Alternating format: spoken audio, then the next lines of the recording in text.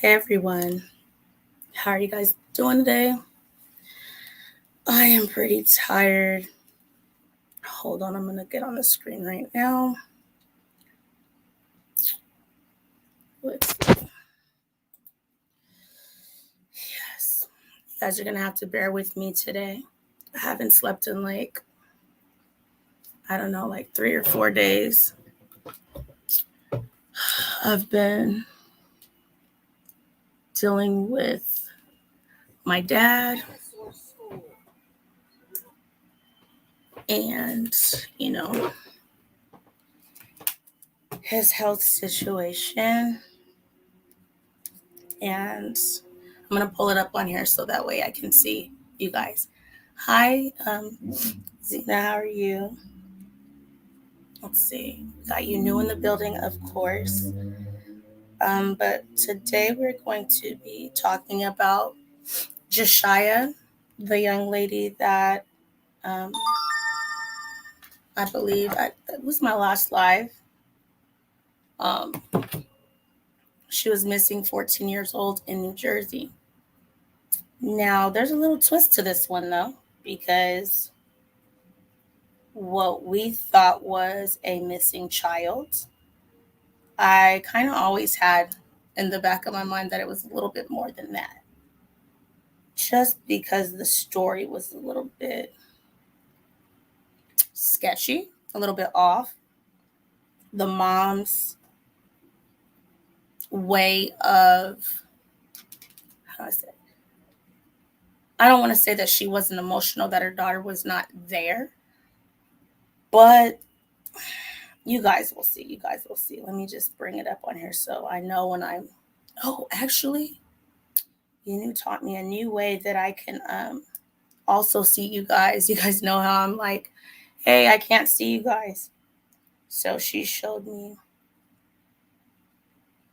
Yeah, Zena, I'm trying to take care of myself, but it's just, I don't know. I try to get sleep and I kind of doze off a little bit, but then I hop back out of my sleep. It's just, I've never seen my dad this bad. And actually, I don't know, just a bit much. I guess it's like a lot of things at once. But let me bring up you new really quickly. Hey boo. Can you hear me? You can hear me? Okay, good. So Jashyah is the young girl in New Jersey. I'm just gonna play it for you guys. I don't want to give it away, but I'm just gonna play a few clips so that you guys, you'll see. So this one that I'm gonna share right now is, I believe she still was missing. So let me see, which one is it? This one, right? Yes. So let's give this one a play. Uh-oh. Let's see, let's make it big. It's probably on silent. Okay, let me make sure everything's right where it needs to be before I click back over to you guys. Okay. Could lead to the safe return of Jashyah Moore. They were offering $20,000 for that. Breaking news overnight, 14-year-old New Jersey girl Jashyah Moore. Can't see it. Only a month has been found safe. The teen was located yesterday in New York City with details surrounding her disappearance still very much a mystery this morning. WNBC reporter Tracy Strahan is at the Essex County Veterans Courthouse in Newark. Good morning, Tracy. A lot of relief for her family and the community that Jashyah was found safe. What more can you tell us about how she's doing this morning and anything you know about how she was found?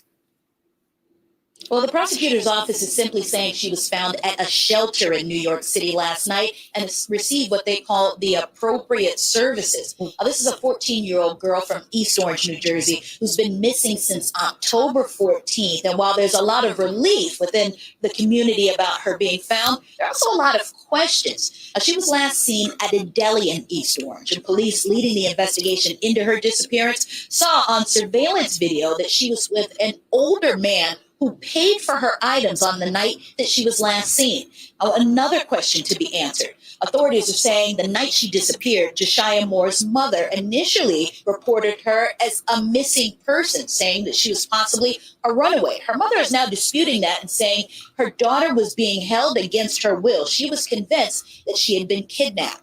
Again, Jashyah Moore is a high school freshman in East Orange, and there was a lot of concern about her case not receiving some of the same attention that other missing persons cases have received in recent months, really, in this area.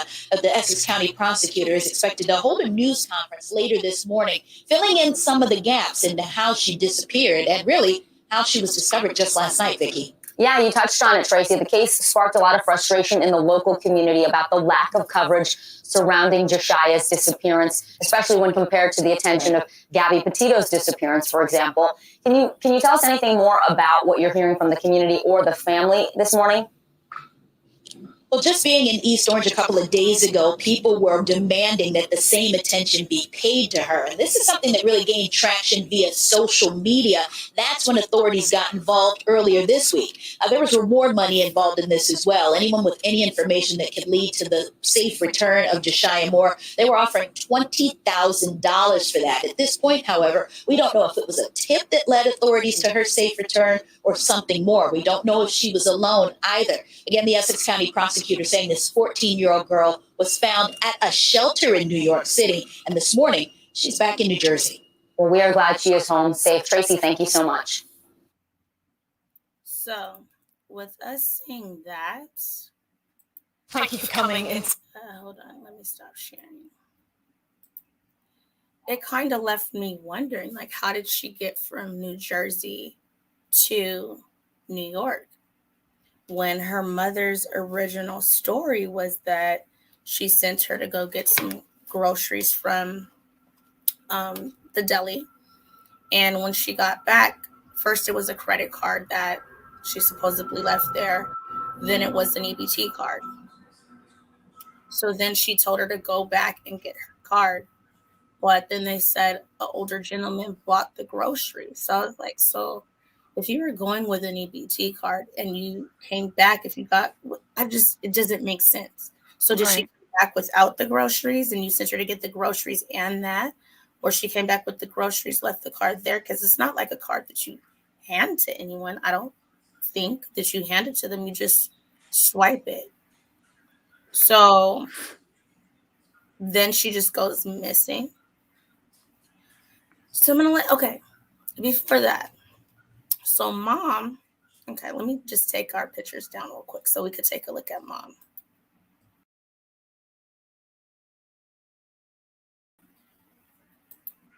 That's mom. So we're going to see where mom is in just a second. Okay, so here is the GoFundMe page. Let me share that with you. These GoFundMes be killing me, man. I know. They be killing me. I mean, it's just the go-to thing. Yeah. It's the new insurance, right? So, Yep. Can you guys see my screen? Yes. Not yet, but Not yet. the other one, yes, but not that. There we go. There we go. So here's her GoFundMe that the mother, let me go up there, that the mother, Jamie Moore, has put together. Help bring Jashyah home. Let's make a change. Hey, that's what she's putting up there. She wanted $5,000. I heard that it was a little bit over $10,000. So I'm guessing with the new situation at hand, that is why it is now 8,000 and is lowered. So since we've seen this one already, I'm going to click out of that one. But let's just take a look at what's going on now as of today, Friday. Let me see what you guys are saying. Christina says, okay. We'll be waiting for you. So Mom and Joe, I can't see the picture. Oh, you couldn't see. No, yeah, that's Mom's mugshot. She was looking for her daughter. And I think it's kind of hilarious how the news put this together.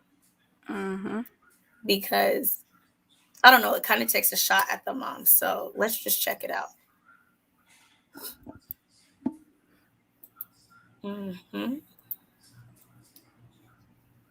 Trying to get this Chrome window tab thing you taught me down.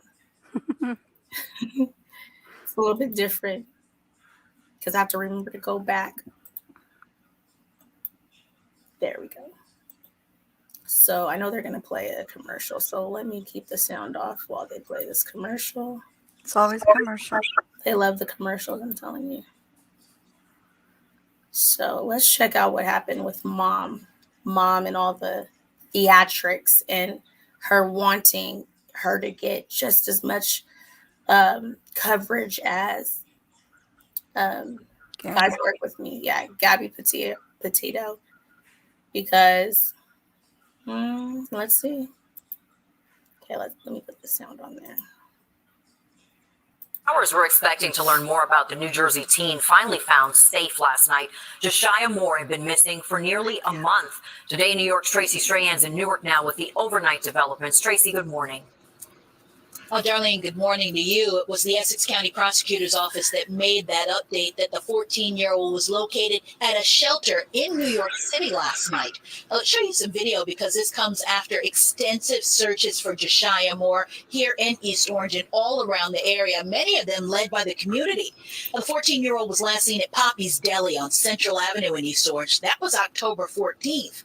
Authorities who led the investigation said they obtained surveillance video showing Jashyah in the deli with an older man who paid for her items. Now, investigators say initially Jashyah Moore's mother reported her daughter as a possible runaway the night she was last seen. Her mother, however, said that wasn't the case, and her daughter was being held against her will. That was her thought. There were flyers just this week posted around East Orange showing a reward of $20,000 for any information leading to her safe return. We've since heard from Jashyah Moore's family in a statement issued through a spokesperson saying, quote, "The family and our community is grateful that she is safe and alive. We are thankful to everybody who put in the work to help find her." As we bring you back live, the prosecutor's office is expected to hold a news conference later this morning, filling in many of the questions that so many have about this turn of events. All they say right now is that she received the appropriate services, and at this point, she's back in New Jersey. Darlene, we'll send it back to you. All right, Tracy, thank you very much. So that's that. And I mean, amazing. Uh-oh. Most often it's Here we go. So that's what mom was saying. And you see how they're like, okay, first she said she was a runaway. And then they said she was somewhere being held against her will. And then they say that's what the mom thought. So which was it, Jamie? Was she a runaway? A homebody? She said she was a homebody as well. So was she a runaway? A homebody? Did someone take her against her will? Did she even go to the deli to purchase items for you? Or did you just know she was going to the deli and that's what you tried to use? Like, it just doesn't, it's not making sense to me. It's not exactly. It doesn't. Okay, fine. It's fine. Like I said, guys, please bear with me. I haven't been sleeping in a couple of days now. So I'm kind of having have my back here dealing with like a lot. So I do want to play, since we're at it, I'm going to play the this next news clip. I've been trying to look for the press conference, but anytime I look for the press conference, they're just bringing up more news clips. So, if you can find the press conference from this, that'll be great. But I'm muting because of Lola. I'm sorry. Okay. That'll be great because tell your dog to be quiet. She doesn't know how to. Lolita. See, there she goes. Sorry. That's in order. Yeah, so if you can find that, I'm just going to play this next news clip. And if I have them in order correctly, you're going to see exactly what I'm talking about, because they kind of did the mom a little dirty. But hey, if she was doing all of this, then she deserves it.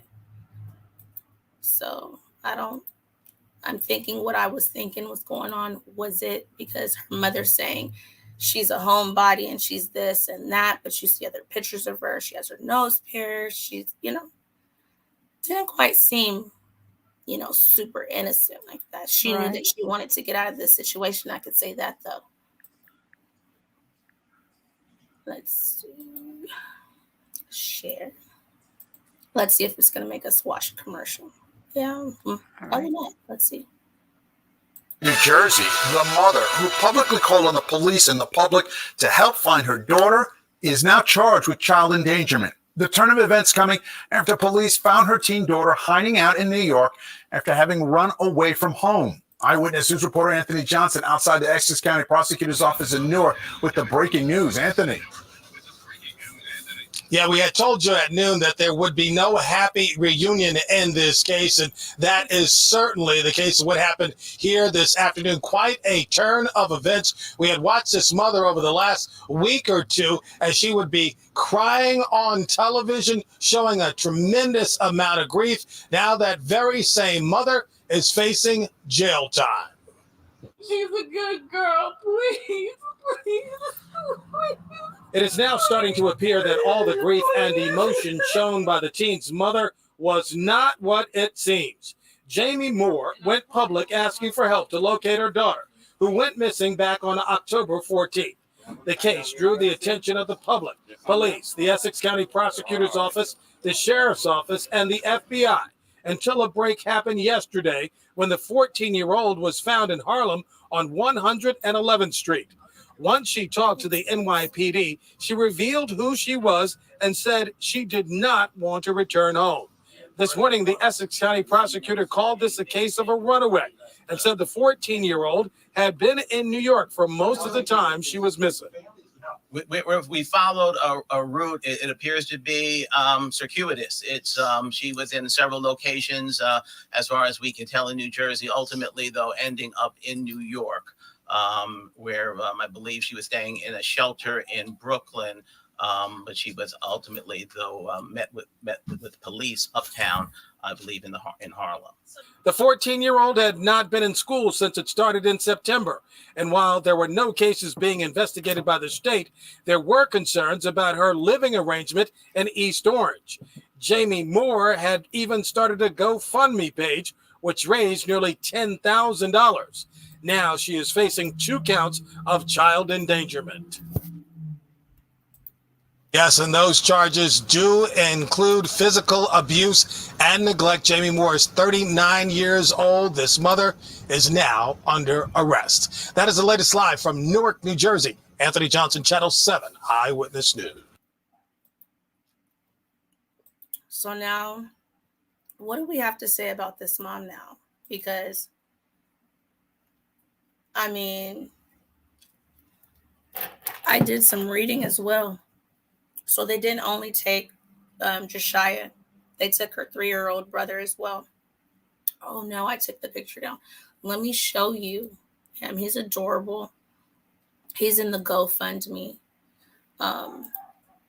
picture. So I'm wondering what exactly was going on for her to I don't want to say make this story up, but I just don't know if a child 14 years old, and I know some 14-year-olds are like kind of grown. I know I didn't know how to use the transit system. I still don't know how to use it. My son recently asked, can we go on the bus? Because he's really into anything that's electronic, any trains, anything like that. And I'm like, oh, I don't even know how to ride the bus. So when I got on, I'm like, how do I do this? They're like, what do you mean? How do you do it? They're like, well, you just pay the little fare. But I was scared that I was going to end up in the wrong spot. So I literally took it like maybe 3 or 4 stops down, and I got back and I came back up. Because I remember once when I was younger and I was with one of my friends that she rode the bus often. And I think we fell asleep or something like that on the bus coming from dance practice.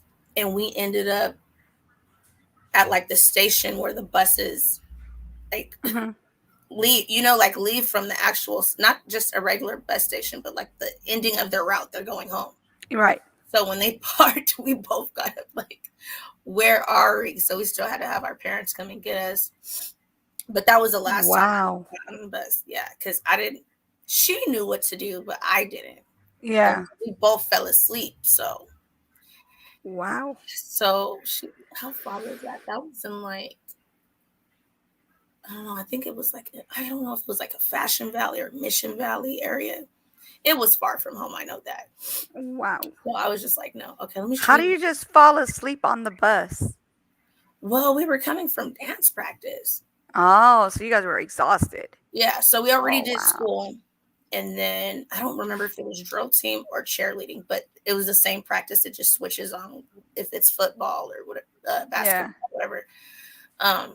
So yeah, we're running. We already have at that time in school. Our school was like a college, so I had already 2 periods of dance. Okay. And plus that after school, so we were tired. Wow. I'd have freaked out waking up somewhere I wasn't supposed to be. We didn't know. We was crying. She was like, "I've never been here before." Yeah, we were crying. Yeah. Let's see.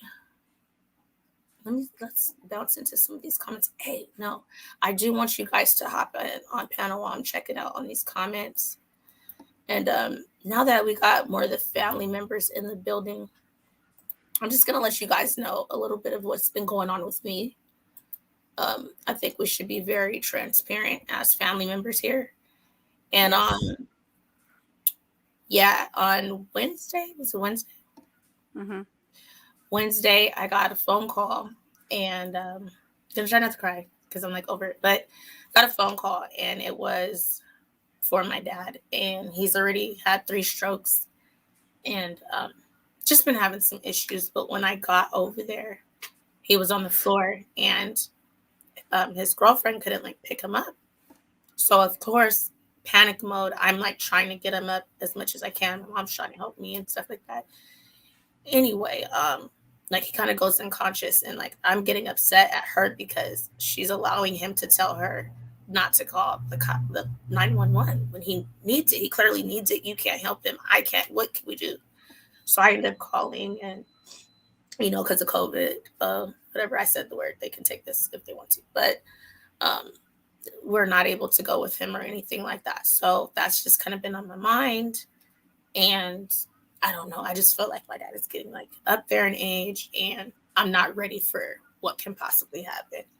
So I haven't been able to sleep, and since Wednesday, I kind of like go in and out of these little sleeps and stuff like that, but not fully rested. So I went to the doctors today, and I'm like telling them, they said it's like a situational, like anxiety or whatever they said.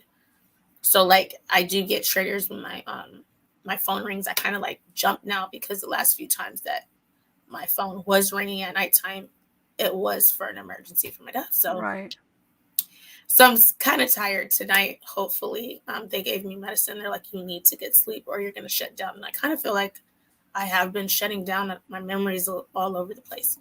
So with that being said, I am going to back off from the Thanksgiving thing. This Thanksgiving, I don't know if I'm going to do it for Christmas, but I'm still going to do the drawing for the $100. I'm just going to kind of, take a little bit more off of my plate right now. I just don't feel like I'm in the right space to be doing that and dealing with this, which is something that just kind of came out of nowhere. So if anybody wants to continue to stay in it, you can. If you don't and you already sent money, you can go ahead and email me, and then I'll figure out how to Cash App it back or whatever. So yeah, just putting that out there. If you owe, and I'm going to try not to come live as much, so I might be putting out uploads, and I plan to at least come live once a week, and then do something a little bit more uplifting and keeping the game night going on Saturdays. So yeah, just letting you guys know. We have Preach in the building. Hey, Preach. Hey, What's how's up, it pretty going? lady? How And are you? Naomi? Hey, how are you? So we're talking about, aren't you East Coast considered? Yeah, the East Coast people. Yeah. And Yeah. did you have you been looking into this story? Yeah. When they said the mom was arrested for child endangerment, my because Star, um, he did he's a big YouTuber, Who is it? radio Star, Star. like from Star and Buckwild, Oh, I don't know. Hot 97, the light skinned guy. I'm not from where you're from. Don't we have different stations? Well, I mean, you're from the West Coast, but Star is like nationwide though, as far as like music and rap. He's been that way for a while, but he's a big YouTuber. He's a well known Okay. person in the as far as talking about any kind of industry topics. But he touched on this, and he was like, you know, it's strange because she's 14, so we can't really speculate in like a negative way. But Right. if the mom's being arrested for child endangerment, then that girl told them something when she came back. Yes. Yes. And Yes. what she told them, I don't know if they are not going to release it because of her age. That's what I'm thinking. Depending on the nature of the situation, Mm-hmm. if the mom was involved in it in any way with her, being missing, that's Yeah. And then and then for they took that her long small period of time, yeah, then they took her 14, small child. the They took 3-year-old. the mom's yeah, they took the so I mean they were like they whatever that 14-year-old girl told them, they went from consoling her on a national stage to saying she's an unfit mother. Right. So Remember that stance I told you about, the what? where she was covering her front? No, Oh I yeah. didn't catch that. Or maybe She you has a talked. And in picture that where picture, she was like she's this. standing and she's holding herself. So, Yeah. like a lot of people say, when that stands for a female means possible Some touching. type of abuse or something. I don't know. I don't feel like it was like a touching situation. I hope not. I mean, But I do feel like we're gonna look at it again. We have, I believe, there was a stepdad in this situation, wasn't there? who was that guy? That's what I've been trying to The figure mom out. was dating someone. The Yeah. dark, tall gentleman, right? Yeah. Yeah, I was like, oh, is that the little boy's dad or what? But if he was in the house, I want to know what's going on with him too. It doesn't seem like he's brought up on charges, but they arrested him off, so that's strange. That's Right. real strange. Hey, infamous, Hello. She's are you muted. there? She might not know that she's muted, or her mic isn't working. I'm gonna pull back up that clip of her crying, and I'm gonna see if I can find the other one where she's outside, so we can kind of analyze her body language, because her doing this. Who said that? Christina said no tears. She was not crying. She had to No, like of back course, up, no, she was not. like they kind of grabbed her and stuff like that. I mean, Yeah. what Just else Yeah, like did she Kyle was Rittenhouse. Kyle dry Rittenhouse was just tears. faking too. Yeah, Yep, yeah, acting. same thing with Kyle Rittenhouse. Exactly. Exact same thing. Acting. the mystery Whole there, lot of facial expressions, no real Hello. emotion. emotion at all. Yeah. Hey, infamous, Oh, it's me. how are you?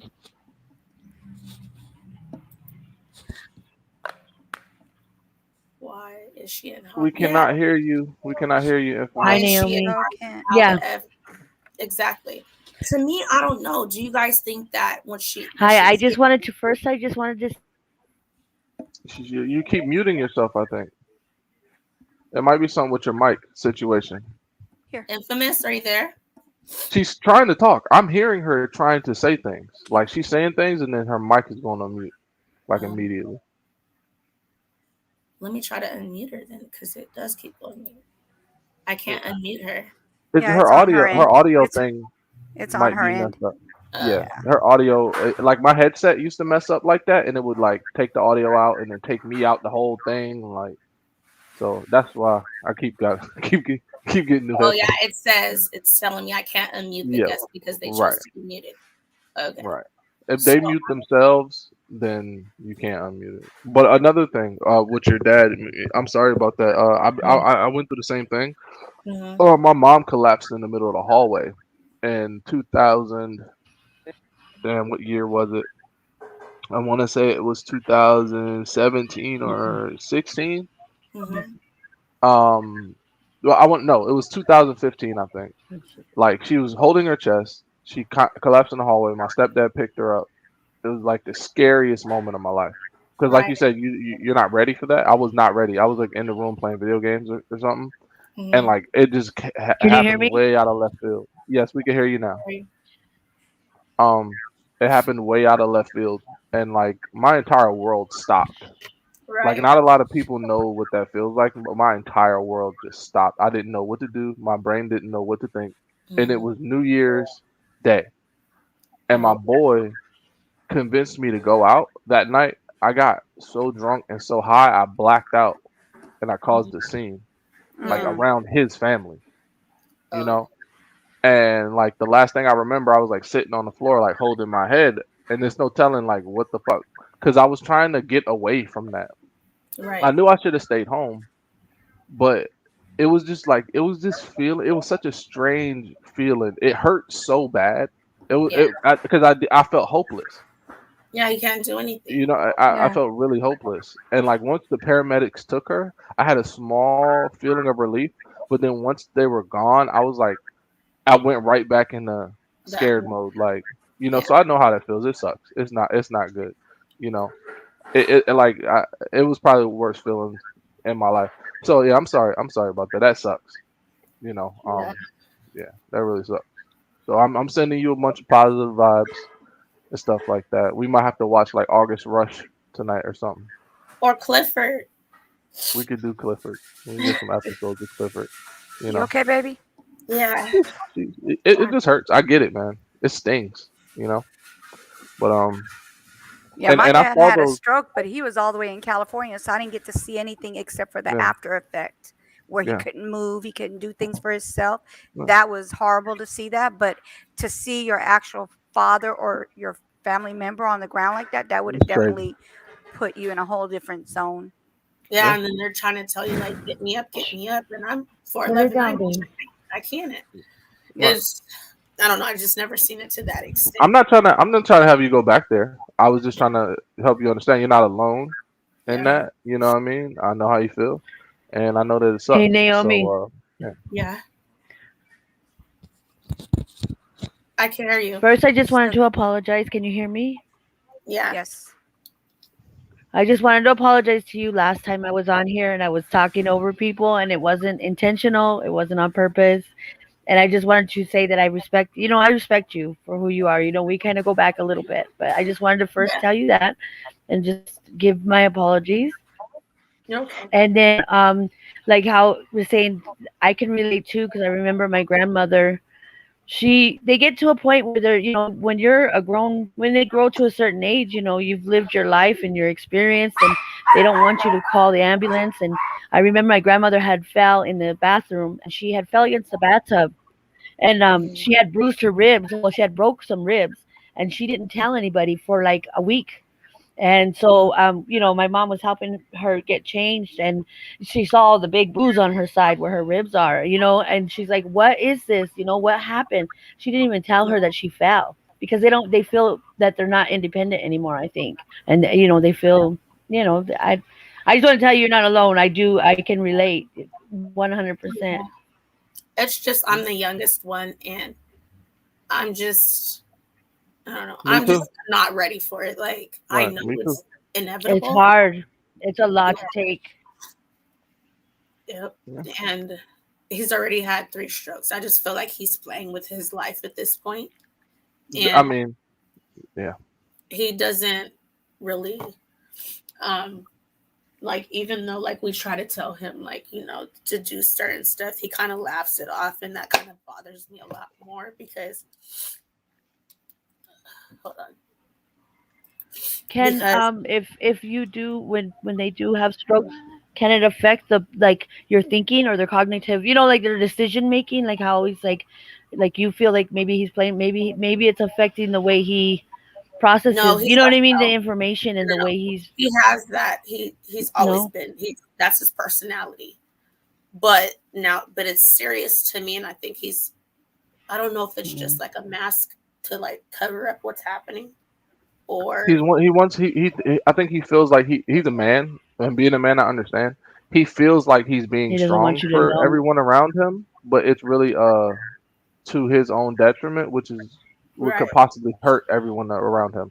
And my mom, like when she actually had a stroke recently, and that scared the shit out of me because the previous situation, and her hand was like this, like she couldn't move it, Can't move and it. it because it's a neurological thing with the Yes. nerves and stuff.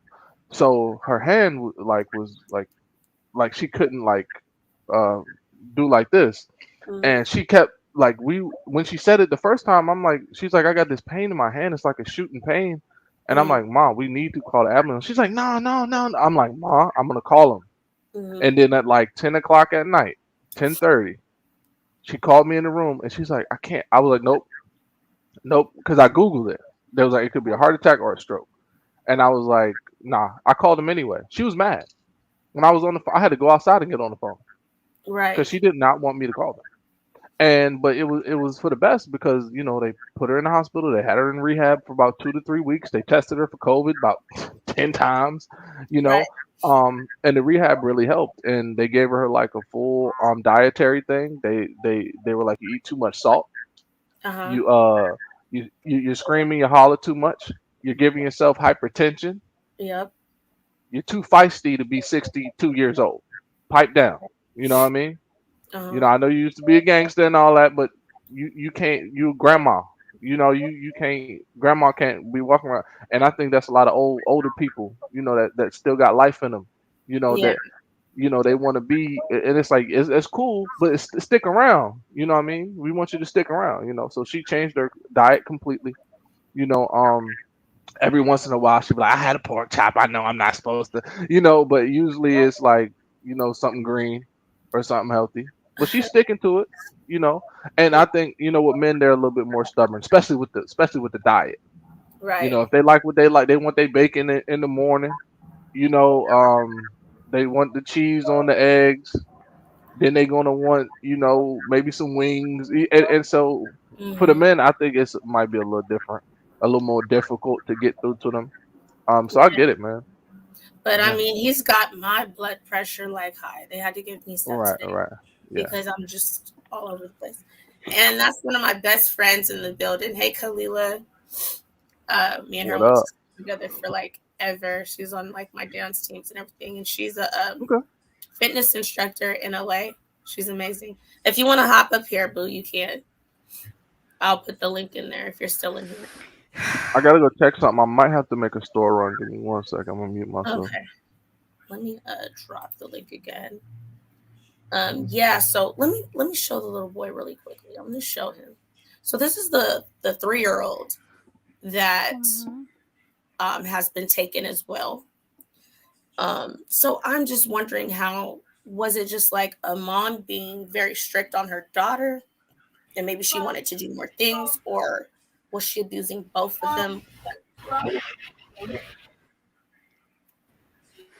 Infamous? I don't know what What's she the trying to reason say? behind it is, other than that she acted very well. I mean, like people thought she was actually Turn it down a crying little and bit. feeling things, but she No more. really wasn't. Right, To me, it was an acting kind of situation. right. Let's see what she. Yeah, because we're gonna look at that again. Were you able to find the No, the same one you showed is the only one I saw for the conference. exactly right? I don't know if it's because she's a minor and they're doing it this way, but okay. It says, "God be the glory." Jashyah has been found. Oh, whoa, she changed it because this is not what it said before. What? Okay, thank you very much for all of your help. So I wonder if she's still gonna get this I don't know because, because I thought that would be for um like, a PI and things like that to help yeah, find things her. to help find her, or like if they want to have like a, like when they go searching for someone, they want to feed people, get water for them and Right. that type of thing, but I don't know.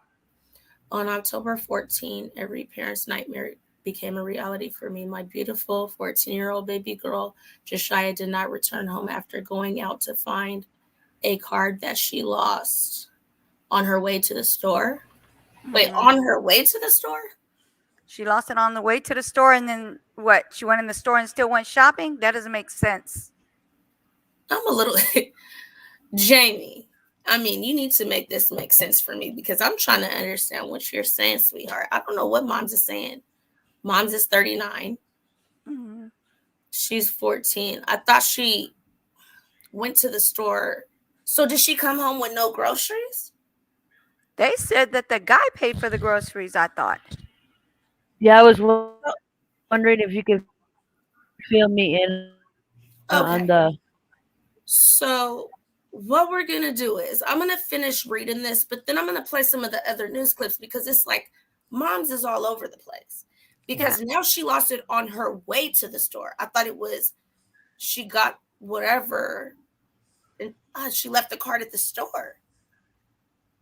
I don't know. Okay, anyway. As a mother, there are no words that can describe what my family and I are going through. It's hard to eat, sleep, or even function with with every day that passes. I just want my baby back home with her loving family, laughing, playing on her PS4 with her little brother. Please donate and help us cover more ground so we can purchase flyers, posters, t-shirts. Our family believes in the power of prayer. And if you cannot donate, please pray for us so we can bring Jashyah home safely with her family where she belongs. Who can hate So, on that, right? Nobody so can hate on that. since she said that, then that means that she's not going to get the money because that money is for that purpose. Right. Right. Or is it? She can't get it in her. She won't be able to get it unless they say go ahead and keep the money. I mean, they're going to probably try to get No, money back. They're going to start refunding it, right? this happens all the time with GoFundMe. You Yeah. know, they will I hate immediately, that it's like that. Like, yeah, they'll this is immediately not send an it back to the insurance donor. policy. Right. Yeah. Yes, it's for things that just spring up, but I'm saying this mom knew she was abusing this little girl. If the little girl is telling the truth. Right. So I don't know. Well, I can tell you this much. If they feel like she's not telling the truth, they wouldn't have arrested her. They would have just took the kids away temporarily. But Right. because they arrested her, they might have reason to. They can't Right. just arrest you. Right. They have to Yeah. On no investigate ground. it unless they have grounds for that arrest. Right. Now, are we just speculating, or did they have what the little girl said, or do they have anything new about that? Nowhere. I'm gonna play another one. I'm gonna play a couple of them because nowhere, like the lady said in the very first one that I played, she's getting the care that she needs. They're not telling us what she needs, anything like that. So I'm like, is it something? It has to be with her age. Psychological. It has to be with her age, and that's why Yeah, they're telling us. I watch a lot of Law and Order, like SVU. It's like my favorite show of all time. Yeah. I don't care how many seasons it is. I swear, everyone I date, I start from season one if they've never seen it, and we run. That's just my thing, right? Yeah, they do talk about how certain things aren't put because in Law and Order they got the press and stuff like that, and even in the show, and they don't publicize if it's under a certain age. Like literally, it cannot. Certain things cannot be publicized. You can give the age and the gender, but names, details, they don't do that because they're protected individuals in that case. So I don't want it to be that way, but I don't know. Maybe I don't know. Maybe the mom could have been abusing her and she ran away with somebody. Because this older guy that was in the store and bought her items, they questioned him, and this is before they found her, and said they don't feel like he had anything to do with it. Because he probably saw a 14-year-old girl that was pretty much stranded, and he was like, damn, she at least needs like a bottle of water or like a taquito or something out of this 7-Eleven, you know what I mean? Like a bag of chips or something. And then he, if he was a decent person, he could have called them and gave him a tip like, hey, because you know a lot of people don't know this, but the bounty was up to 20,000 to find this girl. Yeah, it went from 15. It went from 10 to 15 to 20. Right, right. So that might have been the dude that was like, "Hey, she's here, XYZ," and they're like, "Okay, so the dude that kidnapped her told us where she was." Like, that doesn't make sense. And then he I just have an idea. yeah. I have an idea. Get up here, Adit. How about she? Okay, she went to the store, right? She was supposed to go to the store. She lost the card just as an excuse, just to leave back out. Brought she brought her the products already, right? She brought her the food, and then she said, "Oh, Mom, I don't know where the card is. I got to go back out and find it." And that's where she met someone to go somewhere. It could even be the same guy that she had told, hey, because they said she spent a few days in New Jersey before she went to New York and was in the shelter. They found her in the shelter. I don't know if she was out on hours or whatever, because you can leave the shelter for a certain amount of time. Yeah. And the police caught up with her and she wouldn't admit who she was. Later on, when they took her to the station, is when she said, "Okay, I am Jashyah." Who you say I am? Yeah. Yes. So wait, I didn't know that detail. I'm a little bit. I'm lacking some details. So, she got lost. She was in the store with her mom. Left the store. No. Okay. No. She was at home. Her mom sent her to the store to get some stuff from the store. Okay. She took the mom's card. Now, from what this is saying, she lost it on the way to the store, but I thought she got the items and lost her card coming back home, and that's how the items got there, and she went back to get it. So it's a little, I don't know, when did she lose this card? So, but supposedly she already got the product. Well, she went to the store. Like, okay, they're saying she lost the card on the way to the store, but the guy paid for the food because, I don't know where the card is. Okay, I don't know where the card is, right? So she's in the store purchasing the products, lost the card. She can't find the card.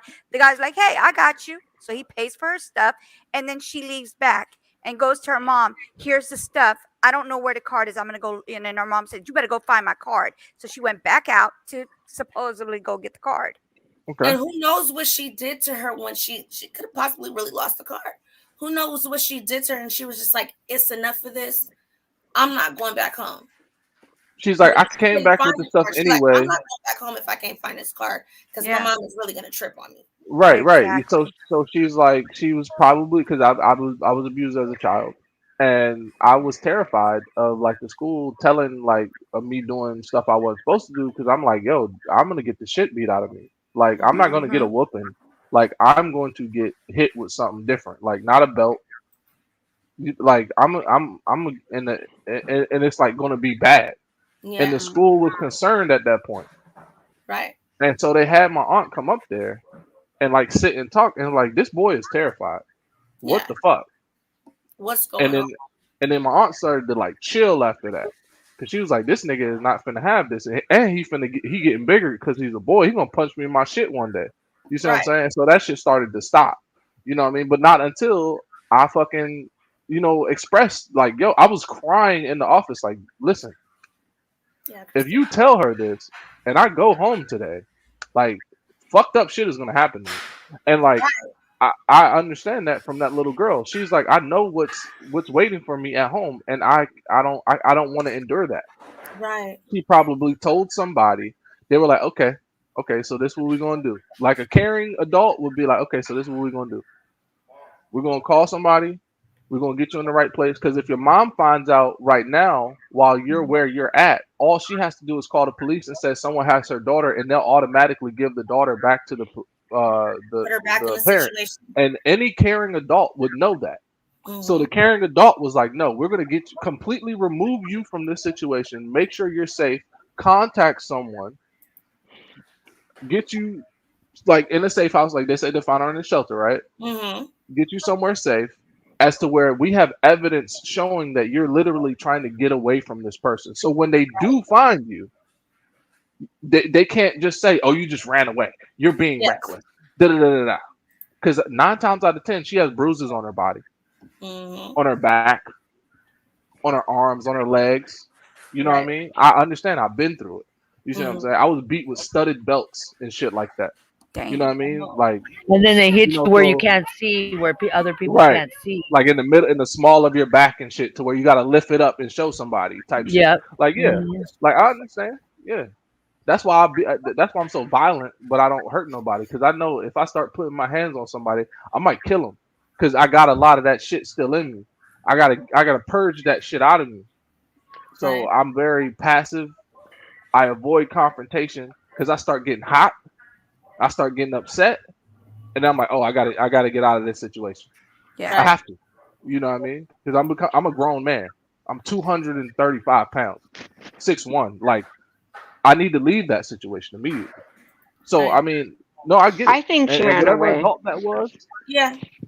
I think that's right before I got disconnected because my internet was acting all goofy. But that when you knew you said that, you said, "What if she purposely said she forgot that card just to use it as a place to, as an excuse to be able to get out again? Because maybe she's just getting to that age where she's realizing she has a voice and she needs to be heard. And then, like you said, if they were to just immediately return her back, they would. That's probably what the cops would do because it's a stereotype of teenagers that they just run away and they just return them to the parents because all the parents have to say is, oh, they're just acting up and they just don't want to follow the rules and yada yada yada. Right. So Who's this? I think when they got to that shelter, they have some kind of check-in process, and when they were like Uh-huh. she's 14 with no adult, they probably evaluated her, But she like wasn't using her sat her down. name. She It wasn't doesn't using her matter what name. her name was. They don't push for information like that, especially with a child that might have been abused. It's just like rape victims. Like Yeah. you was it don't a want to push. domestic violence shelter or a regular shelter? Because if it's a I domestic don't know. violence shelter, They they are not won't ask giving you for your exactly. ID. They're They They're not won't not giving. ask you for specifying a ID. lot. They're Yeah, not they're giving not us specifying I a exactly lot. would. what shelter. We know it was like somewhere in Harlem or something like that. But Chanel is saying everyone knew what's been going on in that whole household for years. All the family, trust me, I know. Then she says the sister too. Chanel, would you like to come up on panel and kind of Yeah, it sounds like explain? you have a lot of insight Yeah, I'm on this. gonna drop the link. You can pop up if you want to. This is an open panel. Any and Right. everybody can pop up on here. Um, Everybody's entitled to their opinion, whether we agree to disagree or not. That's just how this family rocks. So let me put this down here. I I wonder was if the just man saying that too paid because for her stuff took her in and then dropped her off at a Say it shelter again, when it got Jeanette. too What hot. happened? I wonder if that man that paid for her stuff took her in and then dropped her off at a shelter when it got too hot.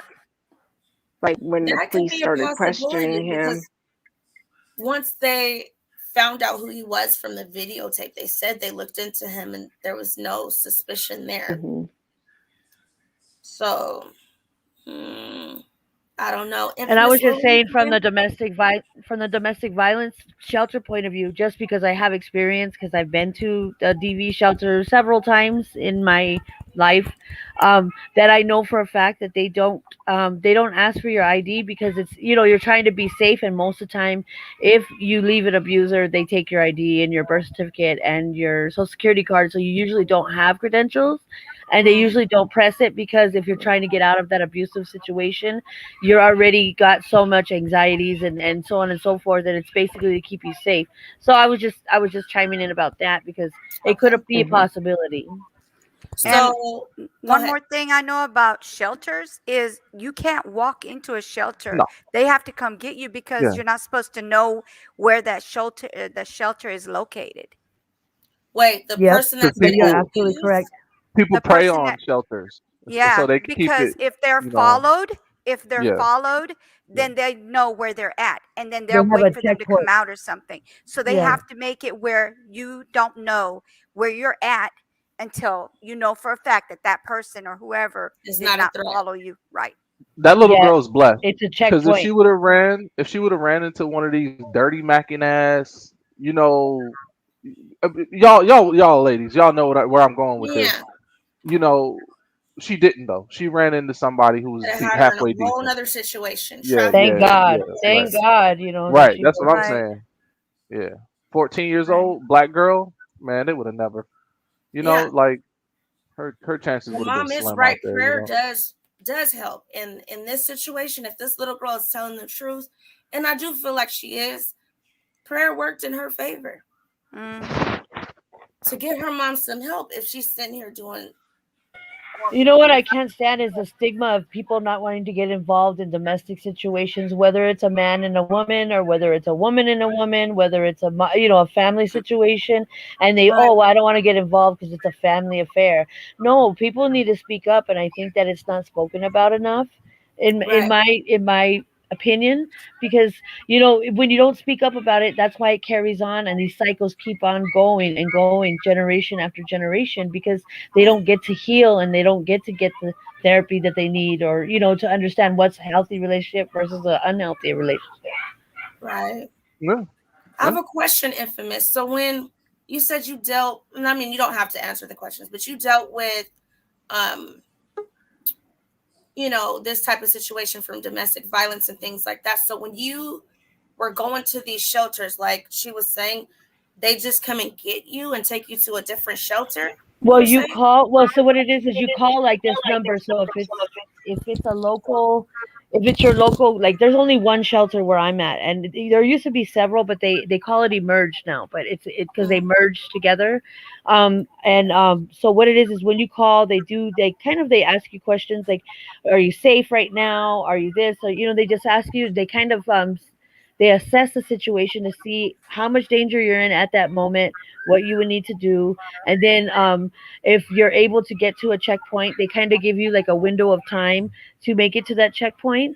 And so if you can make it to that checkpoint in any way, shape, or form, whether it's getting on the bus or walking, you go to the checkpoint and then you contact them again and you say, I'm at the checkpoint, because they hold your bed for so long. They hold your spot. So if you have kids with you, they'll tell you if they have space. If they don't have space, they can even put you up in a hotel. They'll even pay for a hotel for a couple nights till they can figure out what the situation could be to keep you safe. But they assess your situation because they have so many calls that come in that they have to weigh the situations of who's in more danger versus, you know what I mean? Somebody could be in more danger than the next person. So it kills them to have to make those decisions, but they have to make those decisions kind of on the fly, or just as the calls come in, where they're going to place them, whether they can place them in a hotel or they need to get them in the shelter and at the checkpoint, because it's more of a dramatic situation. Sorry, my kids are playing with the dog, so I'm going to put it on mute. So a quick question. So I took somebody once. Hold on real quick. I was saying, wait, hold on real quick. So once you're already placed in this, were you underage? Like, do they get in contact with any of your family members or anything, or they'll just take you in and not tell anybody? Nobody can know where you're at. Not even the police to know the situation? Nobody. As far as the police, that would be a situation where it's a must need to be kind of thing, but nobody can know where you're at. Nobody. Like, it's secluded to where can nobody know where the place is at. It is like you just can't. This sounds like kind of like mental health things to where they can't really get Did your you ask a information. question? I was ready to get the dog because they were screaming. Yeah, I took somebody once, and what happened is we called the 800 number, and then I went and got her, and they said to meet someplace, and then a car came and picked her up. But I couldn't even know where they took her. Exactly. Right. And you can't get dropped off. You can't even get dropped off. Like, say you go out, because like you can come and go as you please. And most of the time when you first get there, you have to find yourself again. So a lot of times you sleep, because when you're in an abusive situation, you second guess. They manipulate you to a point to where you second guess everything that you do, and you don't even realize you're doing it. Like every move you make, you feel anxious about it. And so, like the first couple of days, but you can come and go as you please. But I remember there was a time, and I didn't know, and this was a long time ago, but somebody had, like, you cannot get dropped off 2 blocks away. You have to get dropped off at the checkpoint no matter what, because so a staff member happened to see me, and I was 2 blocks back and 2 blocks away, but I didn't realize how serious of a situation it was until I experienced that. And they told me, I'm sorry, but you have to go because you're putting other people in danger, because their abuser could be lurking around, and then they notice that the women are going to the places to be, the shelter, and so they'll lurk around and they'll start asking questions to other people to find out where their victim is. You know what I mean? To find out where the person that has left them Yeah. is. And then you could be putting other people in danger and you don't even realize it. So Yeah. they were really serious and they said, I'm sorry, but you do have to go. And I was like crying. I was bawling because I was like, I didn't know, and they said, but we have to. They cannot give you any. I mean, they weren't mean about it, but they said, this is why. And they told me the reason why. And it makes sense 100%. And if you get dropped off and a staff member's coming into work and they happen to see you get out of that car, they have to say, hey, we saw Audrey down the way and she wasn't at the checkpoint. They And she was report dropped off. everything. Yep. Yeah. Yeah. So I You mean, can and it get is dropped just to off. keep everybody else safe. It's to keep the Yeah. other people safe. And calls are limited as well, Hmm. so they don't Yeah. get traced. Yeah. Yeah. Like witness And, protection. at it again. Did I see her comment down here? Um, with investigation, they should check hospital, homeless shelters, and morgues. Yeah, you would think because she went missing on the 14th of October. You would think they wouldn't allow all this tax money and hours of people looking and looking if the police can just, oh, okay, she's here. That Her doesn't mean they have mom to might take be a the good mom. storyteller too. You know what I mean? She Yeah, might of be course. good She at telling cried the on right. So national people are television. falling for it, left hook, line, and sinker, and so they're like, Let's well, watch let's it. just put people. Wait a minute, real quick. I got one more Okay, go ahead. story. I'm gonna leave out some details because I don't want to incriminate nobody. Nigga Right. probably in jail by now anyway. But this is when these are from my days. I'm gonna give some context. I'm a law-abiding citizen nowadays. I pay rent. I live regular. This is from my days when I used to stand out in front of corner stores with malt liquor and drink all night and be outside, right? But I was always a decent person. So one of the homies came up to me one day and he was like, "Hey," they used to call me Drizzy. He like, "Hey Drizzy, I gotta tell you something." I'm like, "What's up, bro? You great?" He like, I'm good. I'm good." He like, "I don't want to tell nobody else though, cause niggas is weird. You feel me?" He like, "Bruh, I want to show you this girl. She was supposed to be a certain age when bruh got me in contact with her, cause we were supposed to do business. I'm not gonna be too specific, but he was like, bruh, I asked her for her ID, cause we don't play that." He was like, "Man, this girl showed me a fucking school ID." He was like, "I don't know if it's high school, middle school, but man," I'm like, "All right, bro." I'm like, "All right, bro, hold on, bro." He like, "I know you and your OG." He was like, "I know your mom used to be in the game. I know you a good person, dog. I need her to stay with you, dog." And I'm like, "Bro, why you don't just call?" He said, "I can't call nobody." He like, if I call somebody, I'm incriminate myself. I'm like, "Okay, okay, okay." I'm like, "All right." So I took her to my mom. My mom looked at this girl. She, I know your mom was like, my mom took her in the room with her. She gave her some new clothes. She put her in the shower. She sat her down. She talked to her. She's like, "You better be honest with me." And that's all I heard my mom say. And then she closed the door. She didn't want me to hear it. Because my right. mom used to be a madam and shit like that. Mm. Aside from selling drugs and all that shit. So yeah, yeah, that's why I'm such a nice person. My mom always told me, "You ain't never gonna be in the game." Da, da, da, da. That's how I grew up. So she talked to the little girl. She contacted her family, and she told the family where the girl was, and then I'm not even gonna lie to you, it was like witness protection shit. It was like 2 o'clock in the morning. Somebody pulled up to our house. My mom went out, spoke to him for a couple of minutes. They took the girl out. Never seen her again, bro. You see what I'm saying? Like they got her out Yeah, that I situation. like You to. know what I mean?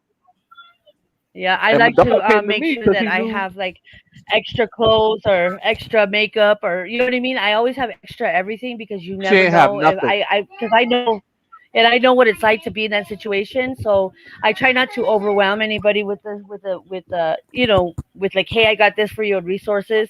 I've learned how to humble myself and not overload somebody that might be in that situation because I have a tendency to overload people. I know what So you I mean. have I know what you extra. mean. I'll keep my big girl clothes and my skinny girl clothes, Yeah, that don't yeah, fit no yeah, more. And so it just in case if somebody comes by, I have travel shampoo, conditioner. I have anything that they can refresh themselves and not feel like they have to go back right away. At Right. least they have something to change and take a shower and they can like reassess their situation because you can't. It yeah, takes a woman up to 8 times statistically to leave their partner because they make you so codependent, and then they take your credentials away. So you always should always make copies of your credentials, like your birth certificate, your ID, and your social, and give them to somebody that you trust. So if at any time that you feel like you need to leave that situation, you know if they take your stuff, you have an extra set of your credentials somewhere else, so then you won't be hindered from being able to progress Right. from not being with that abuser. From that Yeah, situation. man. And And if I ain't gonna, and like the little girl, hold on real quick. I don't know how old. Hold on, preach. If Faith is out there listening, I think this is a perfect time for her to come on and show the symbol and talk about it, because she comes on here and she talks about if you're in a situation that is an abusive situation, anything where you need to get out. She shows us the symbol, right? This, and you can do it however you are, but try to get someone's attention. And it's good for people that are in the situation and not in the situation to be able to recognize what that person is trying to tell you without saying it.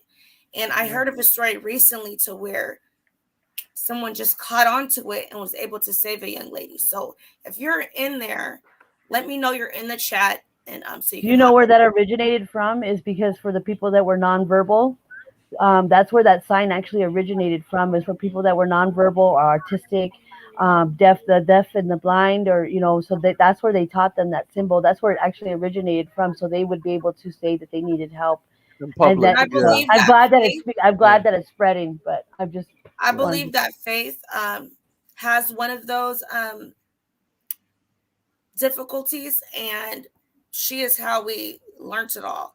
And I just think it's something to put out there just in case anyone sees it. And it's kind of like, because they said the person that saved the little girl, they thought she was just waving hi at first, but then once they seen, like, looked at her face and looked at the sign she was doing, they put two and two together, and they just happened to be seeing something about it like a couple weeks ago, but they were able to save her life.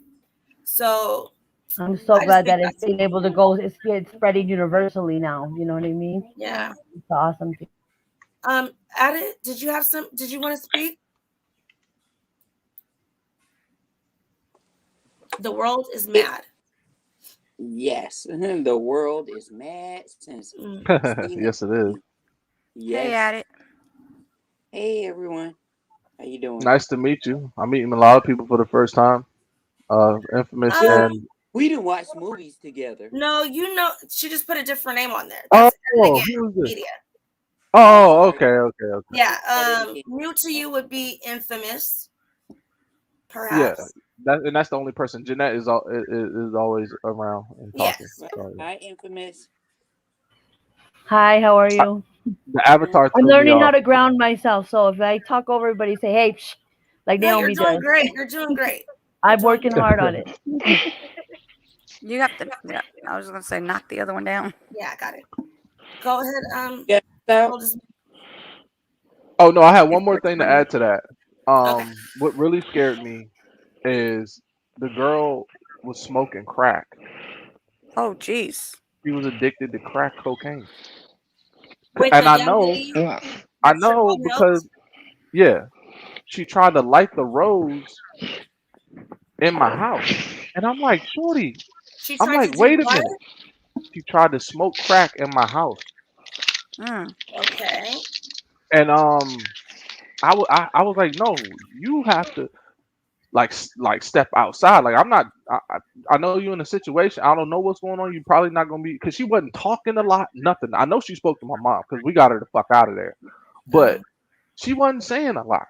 You know what I mean? And just real stoic, real quiet, and it started to disturb me. I'm like, what the fuck did they Where do? did Like, your friend find this girl though? Where listen, I don't know. you don't know? He Okay. just said, hey, this girl look like she a jit, like she a fucking child, and I know you good people. It was late at night. He was like, bruh, I'm not going back home with this girl. You know what I mean? He was like, but I know your mom is a good person and she gonna know what to do. And I was like, yeah, you right. But I ain't never been like in this situation. He was like, look, I'm gonna drive y'all to the crib. I had no car at the time. I was a little street nigga, man. I'm gonna take y'all to the crib. Just go talk to your OG. I was like, all right, I know what to do. I got it, man. And it's history from there. You know what I mean? Like I said, she got it. We got her out of there like in 24, 48 hours. But within that 24, 48 hours, you know, she was at where can I get some crack? I'm like, where can you get what? I'm like, Wait, you like just showed around me. how old is she? Why was she even like All these around? predators, Like because a these predators roundabout. get them hooked on They things. get You them. know what I mean? They get them on Mhm. drugs. You know, and they take them away from their home. You know, and it's so sinister. It's fucked up. Like And then it's they're she, hooked, and then they feel desperate for money and to eat and all yeah, that stuff, yeah. and then that's what turns them to, you know, it turns into even more sinister She could stuff. have been So no. She could have been no older than. I'm not even gonna cap, man. I think the girl was like 15. You know what I mean? 15. She couldn't have been older than 16 years old. It disturbed the fuck out of me, man. Like for like a few months after that, like I was celibate. I was like, because it was on my mind. It was like, bruh, because I kept thinking about like what she was doing before and what she would have been doing had I been a different type of dude. yep, exactly. And Because predators, I they brought, they want them young because they're more, but you can mold them. You know, they can they're mold them into what malleable. they. Yeah, they're very Yeah, very. Yeah. their brains are, you know, they, you know, I don't know. That shit is They wicked, feel man. When like I they're seen that shit in grown, but they're person, not grown, and then these predators right, take advantage of that. And especially if they have troubled homes, they look for that. Predators look for, like when, like I said, with domestic violence, and a lot of times women or any kind of domestic violence situation, you get to a point where you're like, what did I do to attract them? And they tell you right from the start that you did nothing to attract them. right. They It's not found their you. fault. They prey Yeah. on you, and they look for the people that have the dysfunction in the family, or have they tell their whole life story because they look for the weak spots to be able to Mhm. jump in and take advantage of that, and they will make them feel safe. And that's what a predator, that's what an abuser does, is they make you feel safe, like that's your rock, and that's, you know, that where have you been all my life. And what they do is they make you feel so safe, and then they slowly creep in, who's that on the phone, or who's that number, and who's this, and then they start creeping in just a bunch of nonsense. And then you, just to avoid the argument, you'll let the telephone go out of service because you just don't want to argue about the telephone, you know. And that's how they slowly get you disconnected from your family, your friends, Yeah. people that care about you, and they isolate you. Once they Yeah. isolate you, you're codependent, and Mhm. that's what makes it hard for you to leave. And I can't stand when people say, how can a woman stay with a man that beats her? It's not like they walk up to you and say, hey, I'm so and so, I'm going to beat you in 3 months and take you away Every from yeah, somebody you yeah, know. If that exactly. were the case, Yeah. none of us would be with an abuser. Yeah. Right. That's what makes it so sick because it's psychological abuse and And manipulation. It's that's like, worse than, I you think know, that's worse, and that's more longer lasting. And I think that it's calculated. It's very calculated from the very beginning that they meet you. It's very calculated. They pick you. Right. and I don't hate a lot of people, but I hate a pimp. I hate a pimp. The way they talk. So weak. Oh yeah, listen to me now, and then they got to rhyme when they speak, and oh yeah, you hear me, and if you step wrong, then you ain't stepping right, and if you knew better, you do better. Like nigga, I'll kill you, nigga. Shut the fuck up, It's all these nigga. learned I hate pattern of that shit. words they You know what I use. mean? I don't like shit like that, It's bro. to making them feel I don't safe, and like that that's shit. the whole thing. First off, first and foremost, is to make you feel safe. But yeah, like you said, I can't stand the lingo that they have, and yeah, I've been there. I was with a national champion from judo. I was married to a man, and trust me, yeah, there. I got my bell rung, and I literally saw black. You know, I was crawling around on the floor, and it's crazy because he's like, "What do I do? What do I do?" He had kicked me in the head. And he's like, Mm. what do I do? What do you mean, what do you do? You know, like call the Don't kick ambulance. women in the fucking head, you fucking weirdo. That's what you do. Um, I still haven't heard from The World Is Mad. Did you have something to say? Because I want to play this clip again so we can look at the mother's body language at it. Are you there? Is she there? She's probably not there. So I'm gonna go ahead and I'm gonna play this. Okay, so I'm gonna add it to the stream real quick. So this is the one for Infamous. You can look at this one, and I think the next one I'm gonna play I haven't seen yet either. But can kind of tell you what's going on. Let's just look at the mom's body language. Wait a minute. Endangerment. The turn of events coming is now under arrest. That is the latest live from Newark, New Jersey. Anthony Johnson, Channel 7, Eyewitness News. Hold on. I think I have to start it over. Hold on, guys. It was probably on there for quite a while, so it starts over. I mean, it kind of ends it because they're going to want me to watch a commercial. Mm-hmm. I bet it's going to be a commercial. I knew it. You know that. I knew it. That's why they did it. So we're going to give it a second, and then we will go ahead and play it. 8 seconds. All right. the mother, who publicly called on the police and the public to help find her daughter, is now charged with child endangerment. The turn of events coming after police found her teen daughter hiding out in New York after having run away from home. Eyewitness News reporter Anthony Johnson outside the Essex County Prosecutor's Office in Newark with the breaking news. Anthony. Yeah, we had told you at noon that there would be no happy reunion in this case, and that is certainly the case of what happened here this afternoon. Quite a turn of events. We had watched this mother over the last week or two as she would be crying on television, showing a tremendous amount of grief. Now that very same mother is facing jail time. She's a good girl. Please, please, please. It is now starting to appear that all the grief and emotion shown jail time. She's a good girl. Please, please, please. Amount of grief. Now that very same mother is facing jail time. She's a good girl. Please, please, please. All right, guys. Where are the tears? That's what I said. Where are the tears at? I could do that too. Look. Exactly. Where the tears at? And there then ain't no damn the tears. guy in the background, how he kind of, or I think it's a woman. That's why she covered her face. That's why Travis Scott covered his face too when he was giving that apology, supposedly. Yeah, when they I if think you're we'll gonna get on that topic too as well, but not. if tonight. you're emotional, you're gonna show that emotion. You're not gonna cover your face. Like I've noticed that when they cover their faces because they're showing that there is no tears coming out because you're fake as hell. Right.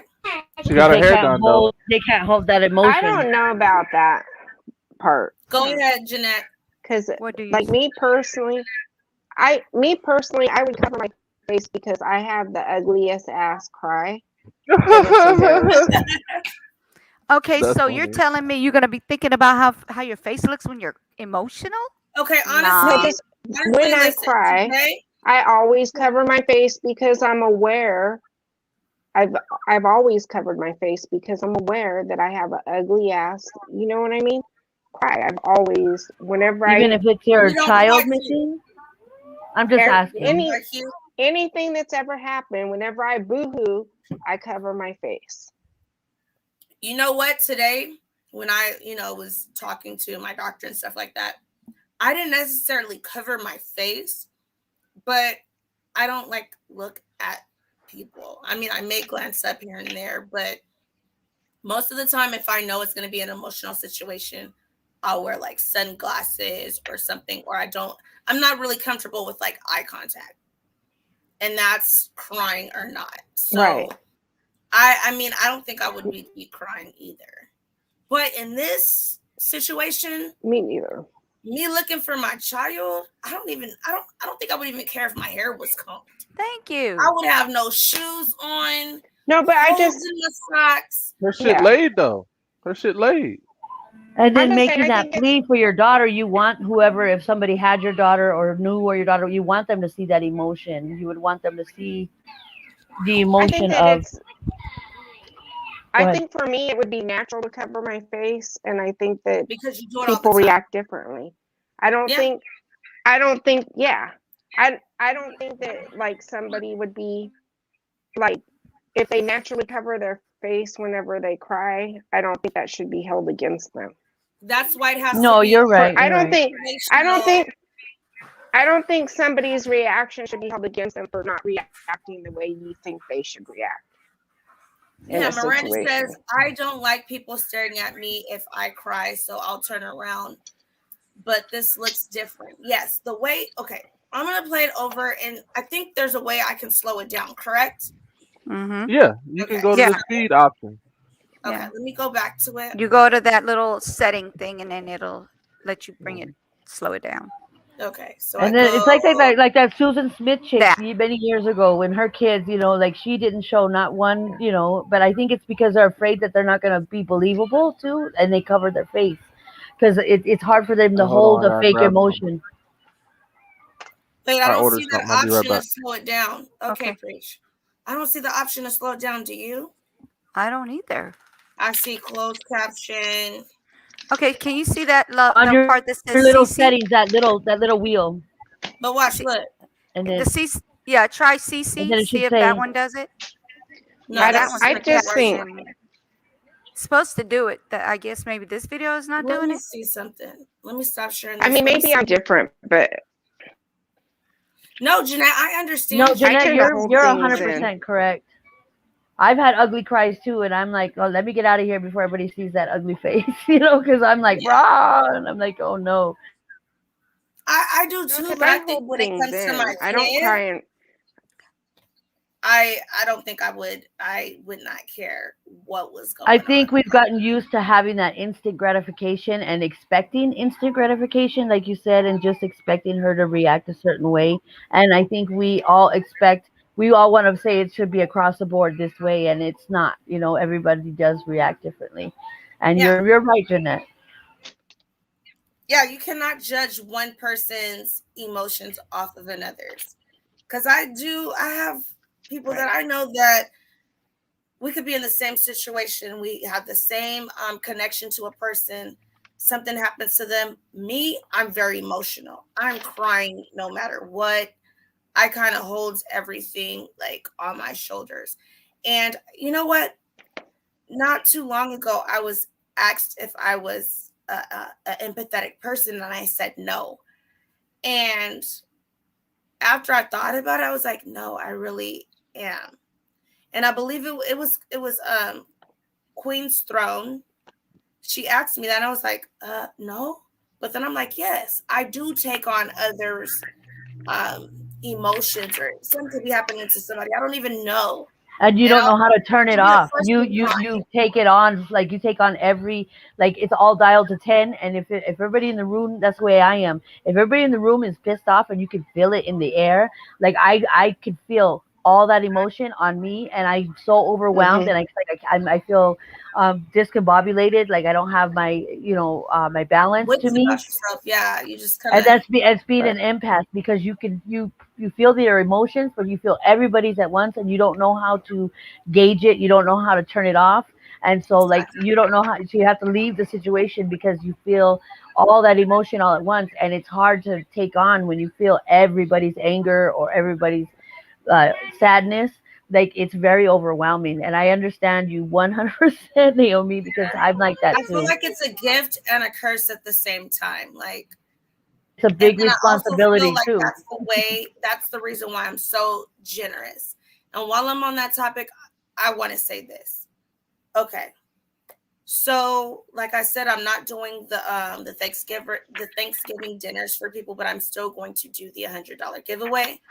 But I want to make this clear because I feel like people are trying to pull on my heartstrings and trying to manipulate the situation.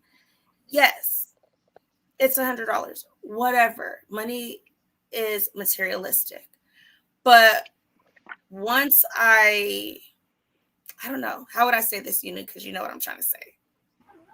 I don't want to say it in the wrong way because I don't want anyone to get like the wrong idea of what I'm You need trying to to. follow your heart and what No, no, you no, feel. No, no. you're not made of money, and Exactly. because the way you're doing the giveaways is from the money that you're getting, and then one person gets it, or two people get it, however you're doing it. Right. And sometimes I that understand. $100, if you don't make that $100, you're still coming out of pocket. So Right. that's it. And so be considerate and be that, mindful of the hold situation. hold on a second. So with me, I know people are like, oh, well, that's too much. No. If I say I'm going to do something, I'm going to do it. But now I feel like some of my subscribers, I'm not going to say any names, but have contacted me on, a personal level. On a personal level, to where it's just like, dude, I'm a single mom. Yes, I'm here for you guys, and I do want to be here, but don't think that all of your problems, I'm going to be there to take care of them monetary wise. Yes, I see, some people in certain situations. Yes, I'm generous, but I mean, I don't know how to explain it. People are contacting me just because they see I'm a new YouTuber, and I do look at people's situations, and I'm like, if I can help, I will help. But now I'm feeling like I'm being taken for granted, or I'm being kind of stepped over. Don't take it as a weakness. Yes. Taken advantage of. I'm feeling taken advantage of. And like, I did the $100 drawing earlier, and I did the giveaway drawing earlier as well. And so with that, I had, some of the people that won certain items, like, oh, like, speedy it up. And it's like, hold on, wait a minute. Like, because I'm the one who moved the dates up because I had other things to do. Now it's like, okay, I'm being pressured for stuff. And then now people are sending me like bills that they have. And I'm like, I didn't sign up for that. Oh, yes. No. I'm here for all of you guys. Yes, I am, if I can help. But on that, I feel like some people are kind of like taking my kindness for weakness and are putting a little bit too much stress than I can deal with right now. I mean, I probably wouldn't have brought this up if I didn't have like the stuff I'm dealing with that's on my plate. But I feel like it's being kind of like inconsiderate. Like, if they're overstepping their boundaries with you, right? And like kind of you And got to draw the line in the sand. Yeah, you got to set those boundaries. It's very important. I mean, yes, I'm cool. Yeah. I'm sending you guys whatever, but that doesn't mean you take a bill that you have for $300 and send it to me and say you need help. Well, just that's want to say, okay. Naomi, thank you. I got your item. I don't know what it is because I have not opened it up, because I'm going to do an unboxing. Yay! And then I'm waiting for, if you can hit up 420, because I want to know when he's gonna go on. Because from here, guys, I'm gonna be on the panel with 420 at 9:30. 420, if you are in here, I need you to drop your link, because right after this, we're gonna hop over to him, and we're gonna discuss the I was just about to drop the Chris Watts. Yeah, can you please drop the link? Shay, drop the link. Go ahead. We're gonna slide over to his platform, but I just wanted to make that clear. If you guys want to go ahead and send any cash apps in, those are all gonna go into the drawing for the $100. But I'm letting you guys know right now, I'm not going to be feeding the homeless for this time around, just because I feel like it's going to be a lot on my plate, and I'm dealing with a lot right now. But I'm still going to do the $100 drawing. Well, I'm going to get out of here, and I'm going to, I want to thank you and thank you for letting me come on. And I think I did pretty good this time around. And no, you're amazing. Yeah, and Naomi, like you said, you're very strong, but you draw those boundaries right from the jump. Next time, like, just so that people, hey, this is where I'm at, and this is what I won't stand for, and this is what is not okay. And and so people can know right from the jump, because you are a kind-hearted soul, but then again, you still will draw the line, but just do it right from the jump, so then people don't, so they don't think that they could just kind of weasel their way in, Yeah, it's been like a lot of different people like contacting me, like, can you do this? Can you do this? Can you do this? Can I? Making you feel bad. Yeah. I'm just like, yo, like, I know I'm not even in the situation. Especially with your dad going through whatever he's going through. My dad, they need to be mindful of that. To take care of. I have my own issues I'm dealing with, and I just feel very We need to overwhelmed. be more mindful of that, you know. Yeah. But I'm gonna get out of here. Thanks, guys. You guys take care. Bye. Love you guys. Bye. We'll be watching one more video. Does anybody have to say anything before? And I just want to check and make sure there's not a new update. But we will be watching another one. Does anyone want to say anything? I just think if everybody can do, or anybody can do, I think everybody can do their own act of kindness anywhere they're at, wherever they're at. So let me bring that up. Okay. It's okay. I took it off of my thing. Let me see if I have that on there. Just to see if I have one of his because the young man that it's not in my box anymore, but that was killed leaving the game, and it was random acts of kindness. So I'm going to put that on my community board to still have people hashtag his name and put the random acts of kindness in it whenever you do anything that you're doing, just because his dad, I feel, still needs to see that and see that his son is not, his murder was not in vain. Okay, so I'm going to be putting that on my community board. So we're going to watch this next video really quickly. And then, like I said, did you guys put 420's link to his channel, to his? Yes. I don't see it up there. It was right after he said thank you. You knew. Thanks. Okay. Well, can you put something above it so they know that that's what that is? Okay. So that they can click it. Will do. And be able to go right into his live right after this. So I'm gonna go on for a little bit more. He's gonna have like 30 minutes till his, and then we're gonna hop on over there 7:30 Pacific time. So I believe that's 9:30 Central. Right? Yeah. And then East, it'll be 10:30, I believe. So your time would be 7:30. Central is 9:30. Eastern is 10:30. Yes. So everybody, we're gonna hop over there, show him some love. And he's kind of new to this, but he's getting it down really, really, really good. So I just want everybody to go over there, show him some love, toss some pandas in there, let them know we are here for each other, and you know, just give your feedback, comment, be there for him and his new journey that he's on. So I'm going to play this really quickly, and then if anybody has anything to say, we'll go through that. Share screen.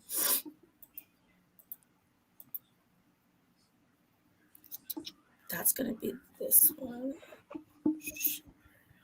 Okay, so is it or I got to play it? Oh, I got to put it on there. Hold on, give me a second.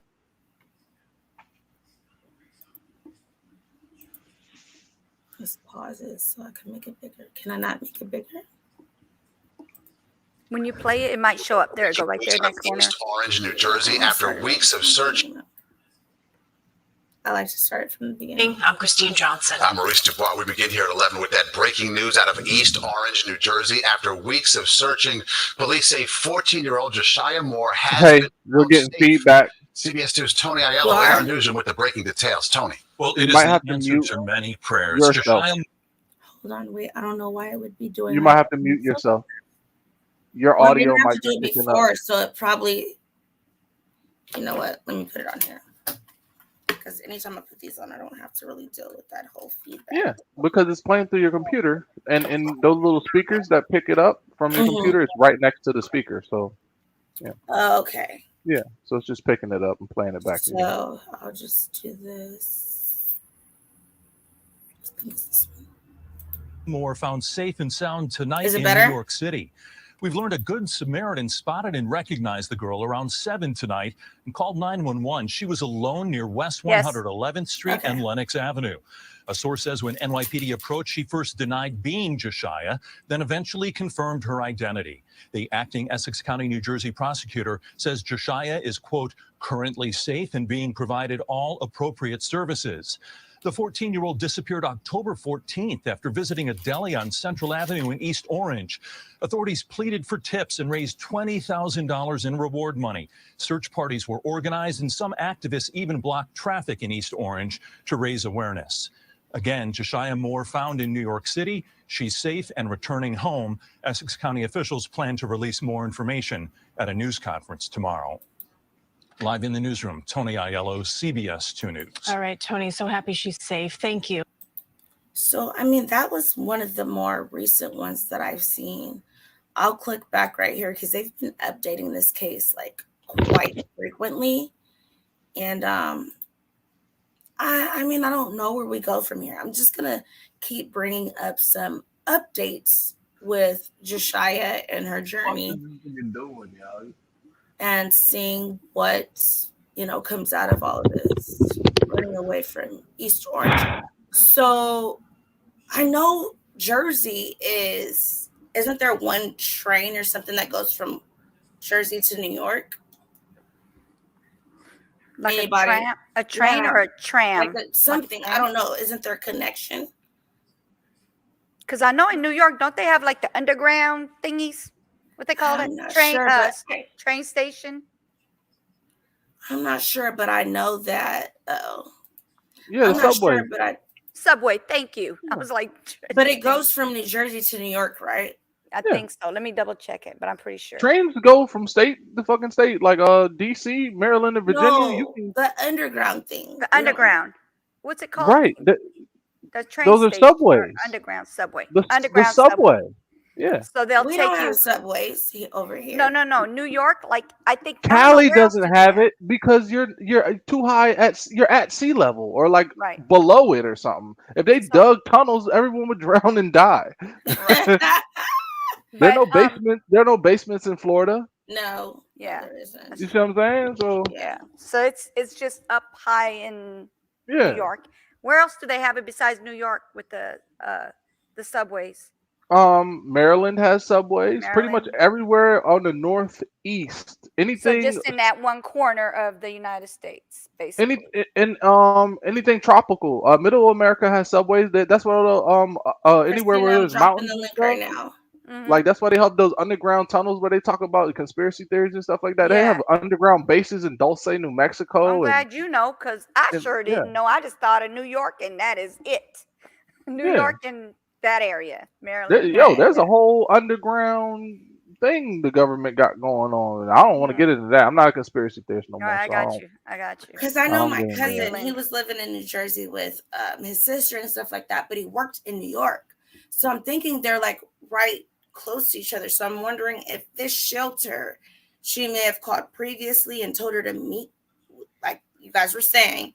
Yeah. Have a meeting point, and that's why she spent a certain amount of days in New Jersey and then was able to take her there. I wonder. I don't know. Like, it's just crazy. Because Christina, I dropped the link, so it's down there. Yeah, explain that whole thing. Yeah, with her being 14, I still think that if she's got some kind of, something that she wants to get away from, that they would bring her, like they would pick her up. Right. I mean, there's got to be something for someone who's being abused, and they don't just want to go to the police station and they want to be safe somewhere. That's going to be your safe haven because they know that they can't tell nobody. They can't tell your mama where you're at. It's just weird that they wouldn't tell the police and then have them use all this manpower. And then she gets found anyway. I don't understand. It's very shut down. It's very shut down. I did want to finish this up. Christina, if you want to hop up, because she said drop the link. But let me see this last part that I didn't get to read. Let me see if you guys can see it. From the mom on that fundraiser, because she felt awkward to me. I don't know. So yesterday, it says that's it's from Jamie. It's Jamie. That's what? It's what? Jeanette? Oh, I was gonna say that's a part that I question because which part? Like kids know they can go to school and tell somebody and be removed from a situation quickly. They all know. So that's where that's No. where I have a question about that part. I question what Wait you a just minute. said as Yeah, well. because I was gonna say something about my cousin. Go ahead. Because You I you had a say yours. situation at a school. I was a substitute teacher at the time, and that child told the Christina. school, and next thing you know, they're back. She's back to the parents. Right. Really? That same day that they took her in that office to have a conversation with her, they took her to and had the parents come pick her up. Okay, I was there the whole time. They picked her up from the school Well, after there's she a said they beat her ass and she had a bruise across her face. And they But the school, they have an obligation to report that to CPS. So the school isn't the ultimate one that would be investigating that. That's not even their place to investigate it. But they're supposed to They're send not. it to the right place, and that was not the They're parents. supposed to send. Right. They're supposed to send it to CPS automatically. That's the law. So your school broke the law. If the school was following the law, that's not what would happen. If it's not on paper, how are they going to figure that out? So What you is it knew called? that- A mandated. When you, if you're a mandated reporter and you suspect abuse, you only have to suspect it. You have to report it. It's not up to you to figure out whether it's true or false or But you whatever gave else. her back to her parents is what I'm talking about. So when you said that, oh, they will, that's somewhere safe for her, it's not a safe haven every time. No, I'm saying you might the get schools, some, but not all. Look, the school's obligation is to report that to CPS if they get a report from a child of child abuse, or even if they see something and they're not sure. That's their obligation to report it. It is their obligation. It just is. Obligation, but according to you knew it didn't work that way. So Exactly. Right. On what I was there the whole time. I was sitting the whole time because where she was talked to, we had special ed students, and I was subbing for a special ed teacher. So the special ed students were here, and then they have the desk for the lady that they talk to, the guidance counselor, and then it goes from there. It goes to the higher level, then it goes to the school principal or whatever. But obviously, it didn't go from there. I don't know if she knew them personally, but the parents came and picked that little girl up. How many years After ago she was that, sat though? there. Oh my God. It's been at least a good 10 years since I worked there. Oh, that changed. You knew I was Right, because I know exactly when I took the mandated reporter stuff, exactly what they said. And that's one thing that you wouldn't do is tell the accuser without the person being No, it's in not 10 years. safety. My bad. It's not 10 years. It was 2008. So no, not 10 years yet. It hasn't even gotten to 10 years yet. So that's what, 6 years? Right. If a child is accusing a parent of abuse, that's the last thing they're supposed to do is just willy-nilly return them. They did. To the I was there parent. the whole time. I saw the whole thing. I don't know if Right. they came up with, oh, she was lying or whatever, because I didn't get to hear the whole conversation, but I saw them hand that child over to the parents because she came to me and told me that that her mom hit her. She told me that she was being abused. But And if they that's took it still from there on. Yeah, that's not the I'm the one who school's took her to the job. guidance counselor. I told her Right. to go talk to because I said I can't do anything about it, but I can send you to who's the next step, who you need to go talk to. And I regretted it till this day because I don't know if something happened with that little girl or not. But you I knew, don't so know. you weren't you weren't you knew you weren't a mandated reporter, or you were, because it No, seems I'm a like. substitute teacher. I'm not a But mandated. as But a I substitute have to teacher, give her you're to the supposed to be mandated reporter, right? Or no? No, I'm the one who reported, to tell I needed to take her to the next level because I couldn't do anything about it because I'm just a sub. A sub does not have the same, like I can't go and say, oh, let me go take you to the cops or anything like that. I had to take her to the next step, which is the guidance counselor. Well, there I was thought a everybody that works for this school that's mandated has to report to CPS directly. No, we don't. Not the subs. No, we don't have that. We don't have that height of anything. We didn't get to do anything. The only thing we did was we sat down and we taught the children, or we could sit down and eat chips and sodas just like the rest of them damn subs used to do. That used to piss me off because I'm working my butt off up at the front of the class, and I'm teaching where the other ones are sitting there eating chips and eating soda, drinking sodas. So yeah, we weren't mandated to do things like that. But I took her to the guidance counselor because I thought it was going to get taken care of the right way, and obviously not. Well, J Lo, you have to look at it too. When she did it, that was back then. So Yeah. the laws always change. Everything Mm-hmm. always changed. So what you're talking about has been mandated. So as opposed to what you knew did back in the days. Right. And the Right. reason I say that is because my daughter, I told her to do hair, Black boy. whatever, and she did it.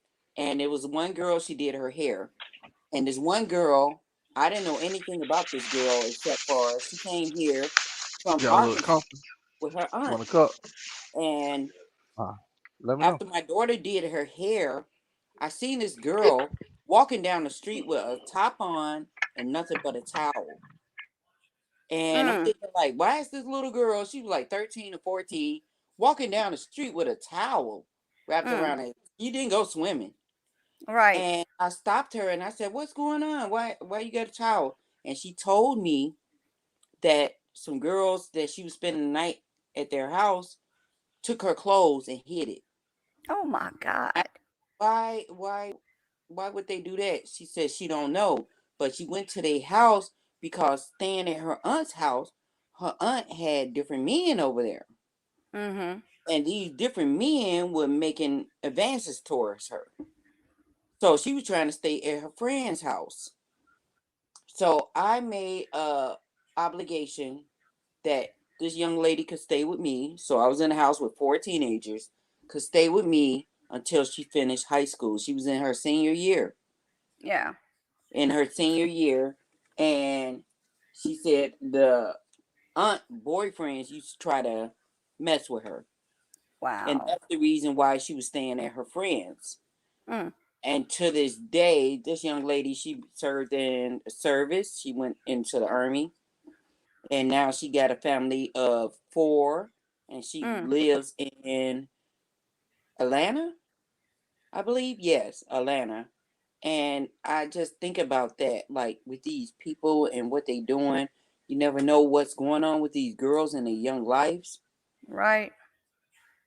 So I was thankful to have a part in that with this Yeah. young lady. Oh If I yeah, could I would have help y'all, questioned I that could help too. one. Yeah, I would have questioned it too. You did a Oh, good I job would have. questioning that for sure. Right, because her Well, I mean, mom signed I over think, all her rights to me during that time. And I was like, well, we just gonna do the best we can. Long as you do fulfill your obligation, I'm gonna fulfill mine. You got a roof Yeah. over your head, you got your food in your stomach, you don't have to worry about nothing. We going shopping, I got your school covered, whatever. Yep. I do think like some schools do have like biases towards Mm-hmm. parents, like so that maybe they won't report something, but they It's should. possible. It's possible. Well, like the questionnaires they send home, I don't know if you guys have ever gotten them, but it always like I always question like why they want to know that stuff. That's none of their business. I never filled them out. The only thing I filled Do, out is what they needed, and anything else, I was like, I don't know what you're talking about. I didn't get do you know shit. what I'm talking about? They ask you Yeah. what your income is, what your level of Not your education is, business. You and you put on there it's not kind your of like business. no, but I'm saying like, are they asking you that to see like what they can like get away with? I'm not sure They like want to what know they do like with those. a I lot call of that. it They want to business. know your business. They nosy as F, and that's it. A category Yeah. that they can put you in, your kids in, put you in, Mm-hmm. and so forth. Right. Because certain Mm-hmm. kids get this amount of attention and certain don't. Mm-hmm. And Mm-hmm. Right. honestly, I tell my kids, I know school is not for everyone. Mm-hmm. Definitely not for everyone. And I tell them, find what you're good at. Right. Yeah. What you're good at Yeah. and make best of that. Don't worry about school. Don't worry about college. Find what you're good at. If Hmm. school is not for you, find what you're good at and go from Right. there. Right. Right. Right. And that's true. I'm trying to reprogram what they programmed into us. Hmm. You know, another thing I wanted to say as well is, you know, you're saying that sometimes the schools are safe haven for the kids to come say things. I'm gonna tell you what I seen with my own two eyes, and I complained about. I let them know about it because it was a teacher who did this. She snatched the little. When I tell you that little bony arm was like probably about this small when she snatched that little boy, and she took him and did like jerked him like this, and I saw it with my own two eyes. I went and told about it.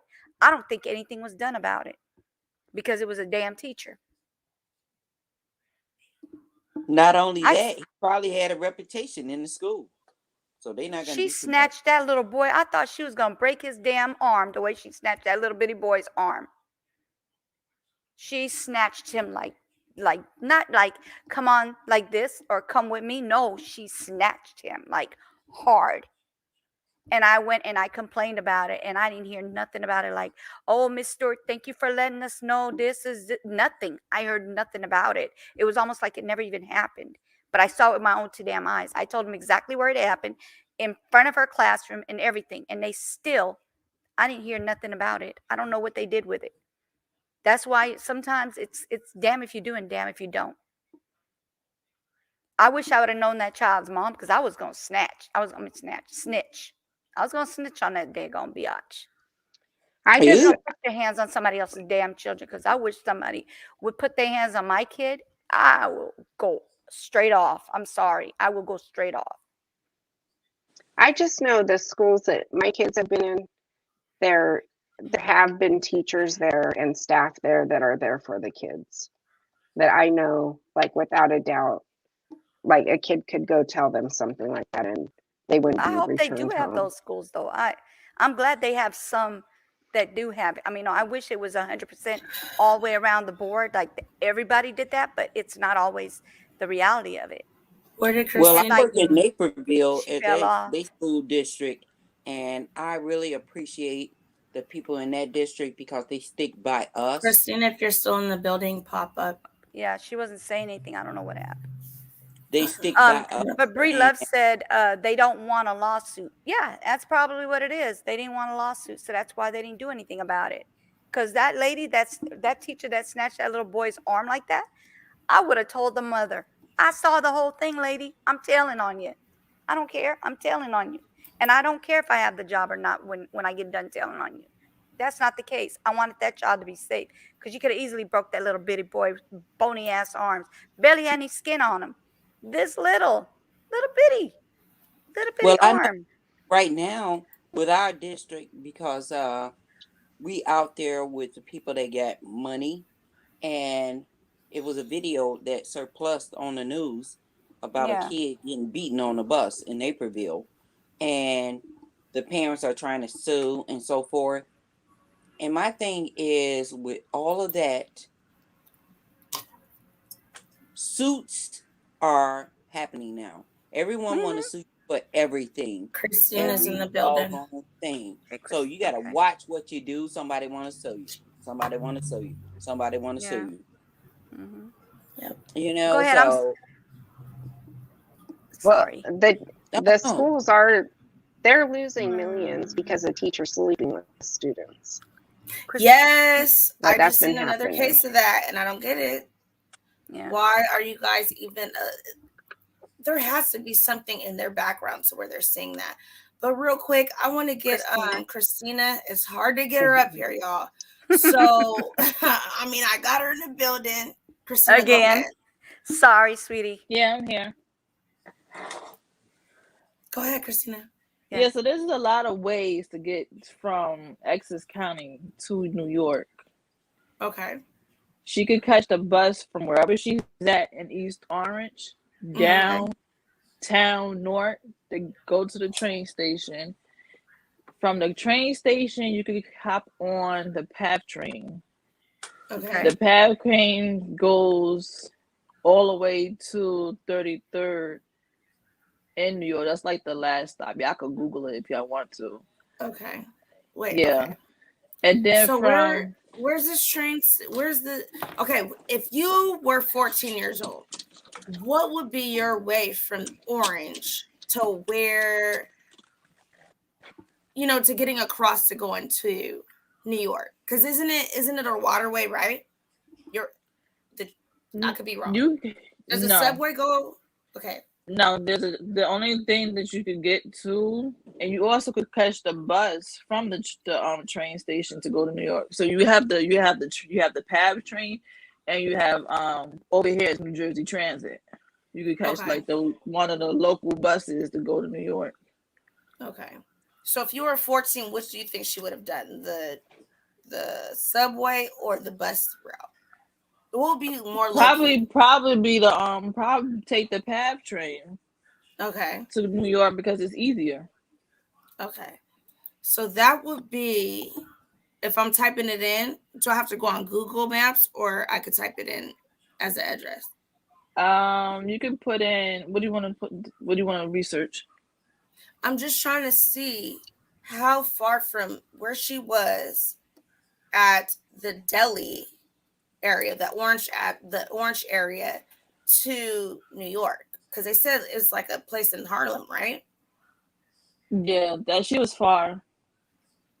You know, I'm gonna say something bad. She had to probably go on a bus from East Orange, wherever she was, by the deli, then go to the train station, get off the bus, go downstairs to the PAB train, wait there for maybe a couple of minutes to get on the 33rd train, and then from the 33rd train, when you get off in New York, it's gonna be 33rd, and then she's gonna have to hop back on to another train to get to her location from New York. I don't know if it's the 2 train. I don't know what train goes from there. Naomi, I sent you the subway station map. I sent it to your email. On my email? To your email. Okay. So that way she could explain it by looking at it. It's easier that way. Okay, because so we could understand it. The way my cousin was making it seem to me, because he was living in New Jersey for a while and he lived in New Jersey but worked in New York.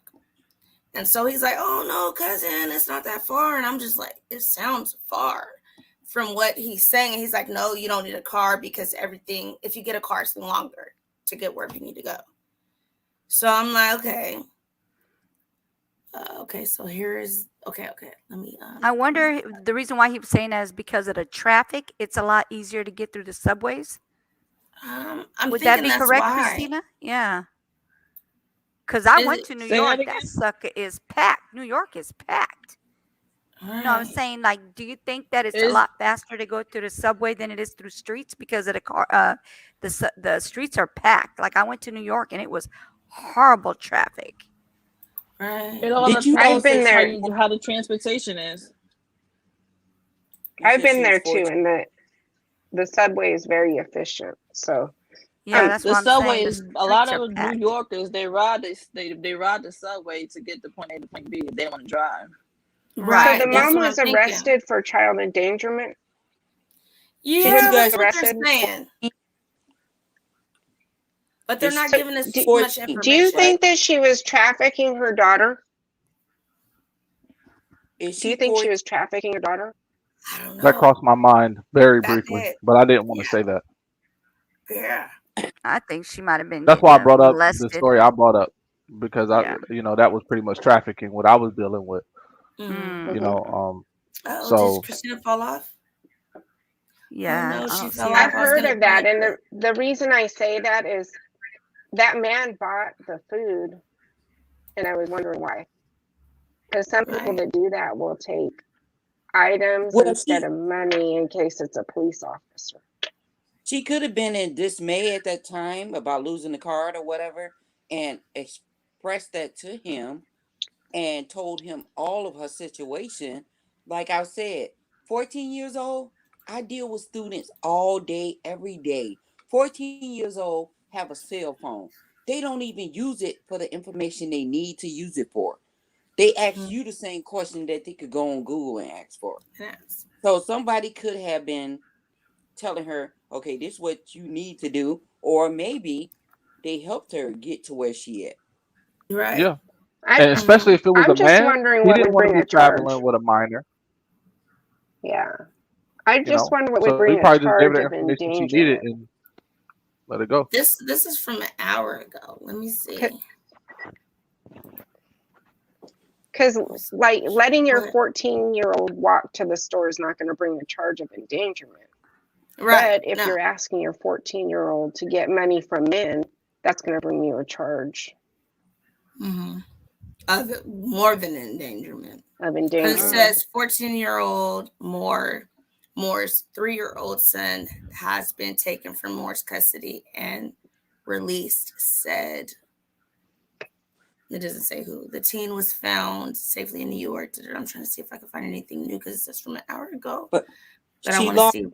She lost the card, and somebody paid for it, and she, from whatever was going on at home, she's scared to go back there, and she got somebody to help her get away. Now she's found. What are Mm-hmm. they going to do now? Is she going to go back to the home? The mom's arrested. They The took the mom's baby too. arrested. They're both going in the Right. system. Right. That's The Unless mom, they why. got an the immediate stepdad, family. the mom and stepdad. The stepdad, I mean, I why would haven't they heard give it to anything the about. stepdad? The mom I haven't heard anything about, and I'm unsure if the stepdad is the 3-year-old's father. That's Right. unclear. If But they took both the children are 3-year-old, then taken. it's not the 3-year-old's father.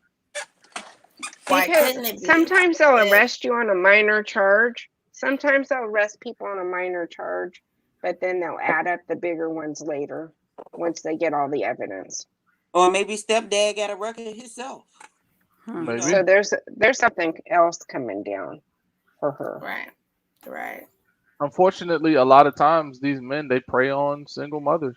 You know what I mean? Single mothers with daughters. You just want to be in Yeah. the house with the mom, Yeah. sleeping with the mom and the daughter. It is Yeah. disgusting. That's weird to And the me. little girls sometimes can't even tell their mom because the mom is too infatuated with this new man that's living in her house with her that she can't even take the time out to think, what if this is true what my daughter is saying, and she's just not saying it Yeah. because she wants attention. Don't blame Right. the girl. You don't have enough Right. clothes on around the house. You Right. this. You shouldn't be talking to him when I'm here. Like, yo, And that's then crazy. mom got all her attention on him and not Yeah. her daughter. And so they may have a response to act out. Or then again, stepdaddy might have a response to act in. And the mom not trying to hear that. Right. Cause they need what it's It called happens too often. convenience. I got somebody Like in the bed up in this and this and that. Girl, please. the movie Precious. The movie Precious told so many different stories. Yes, all in one. You know, like listen, that happens to so many girls, so many. And I'm not better than nobody else, but I'm not fucking your daughter and then blaming it on her. I'm not doing that. So, But I got besides preach, what are your thoughts about that? Like, what do you think about stepdaddies in the house with these kids and stuff like that? These women. I'm gonna be completely transparent.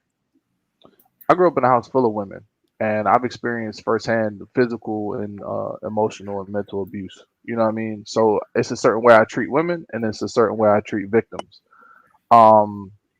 Now, given the fact that my sister and my cousin, they got like 10 kids in between both of them. I don't have any kids myself because I know what it's like having children, and I know I'm not ready for that. For one. So on the other side, I don't date women with children.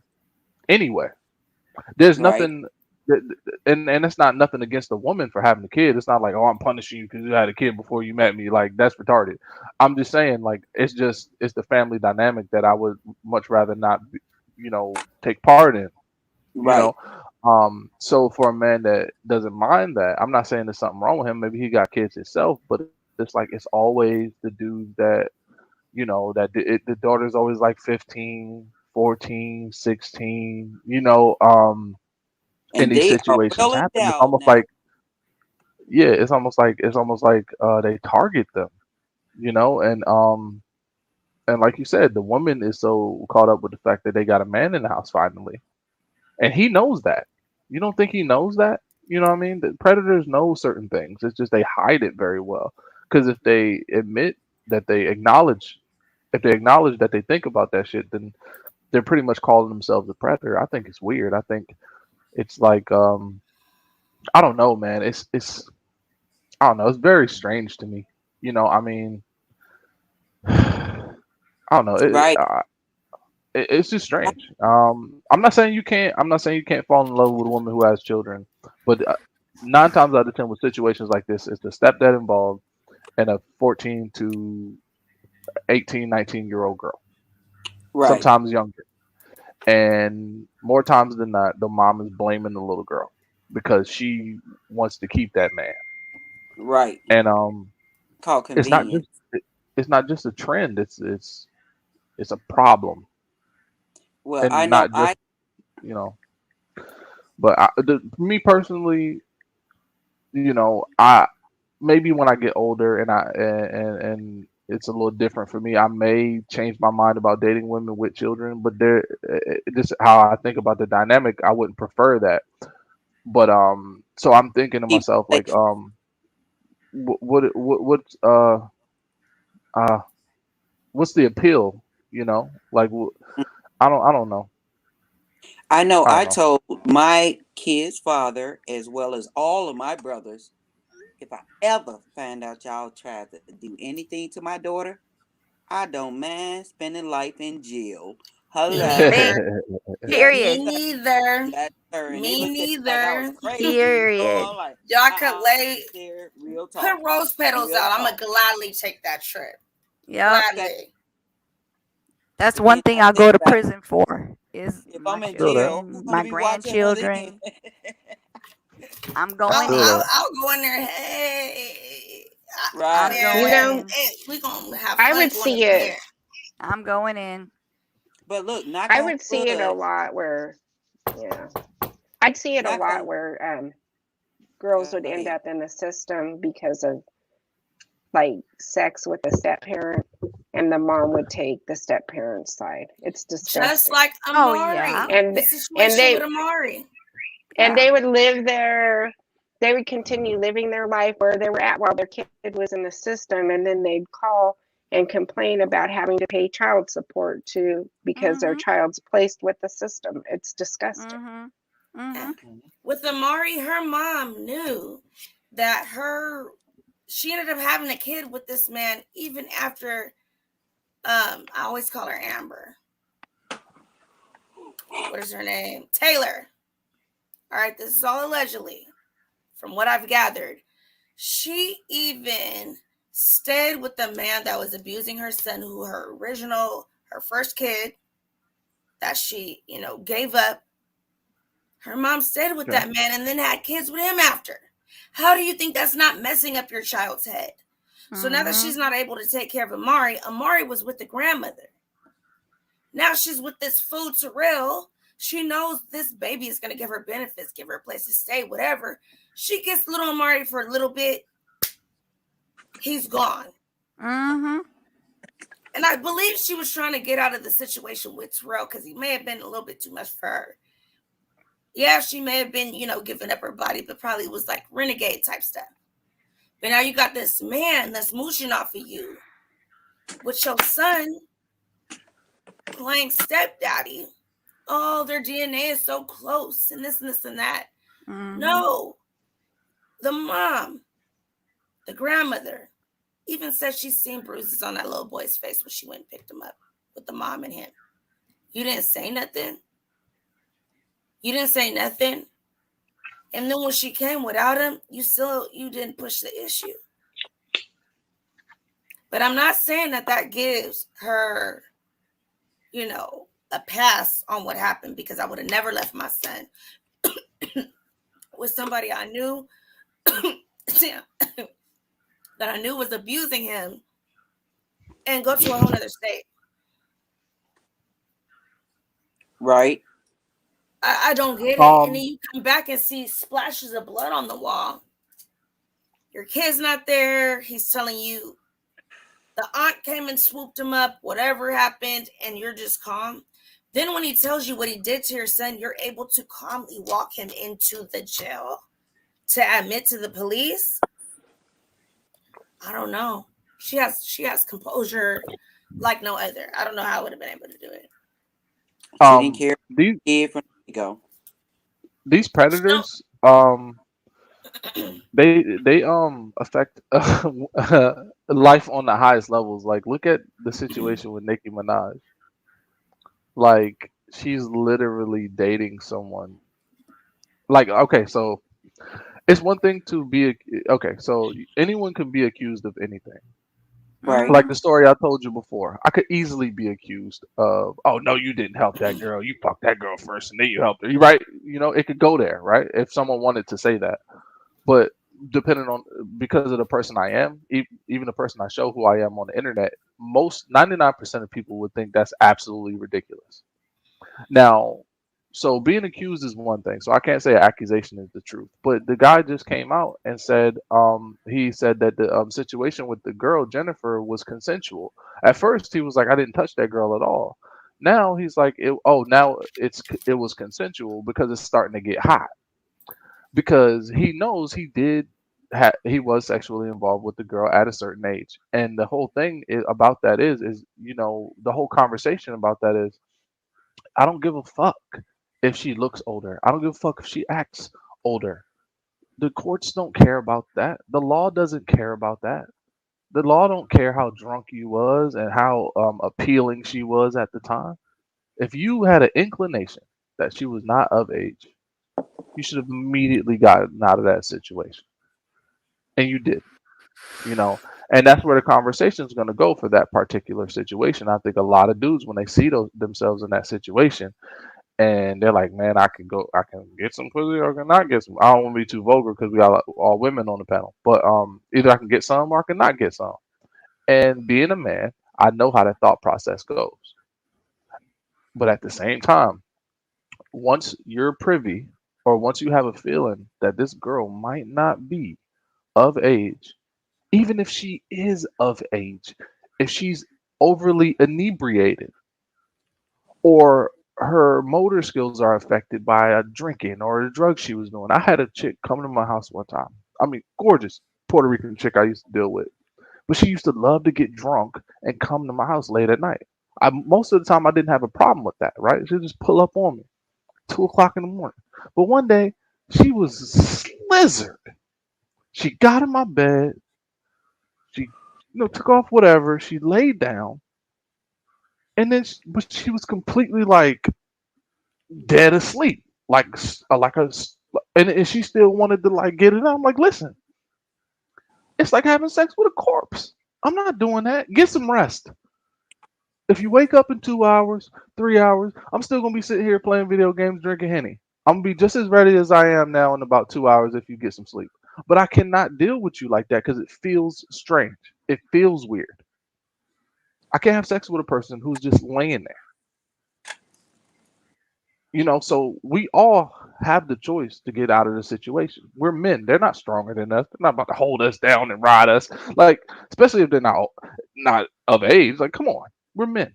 So just just in it, you know, as a man you gotta take accountability.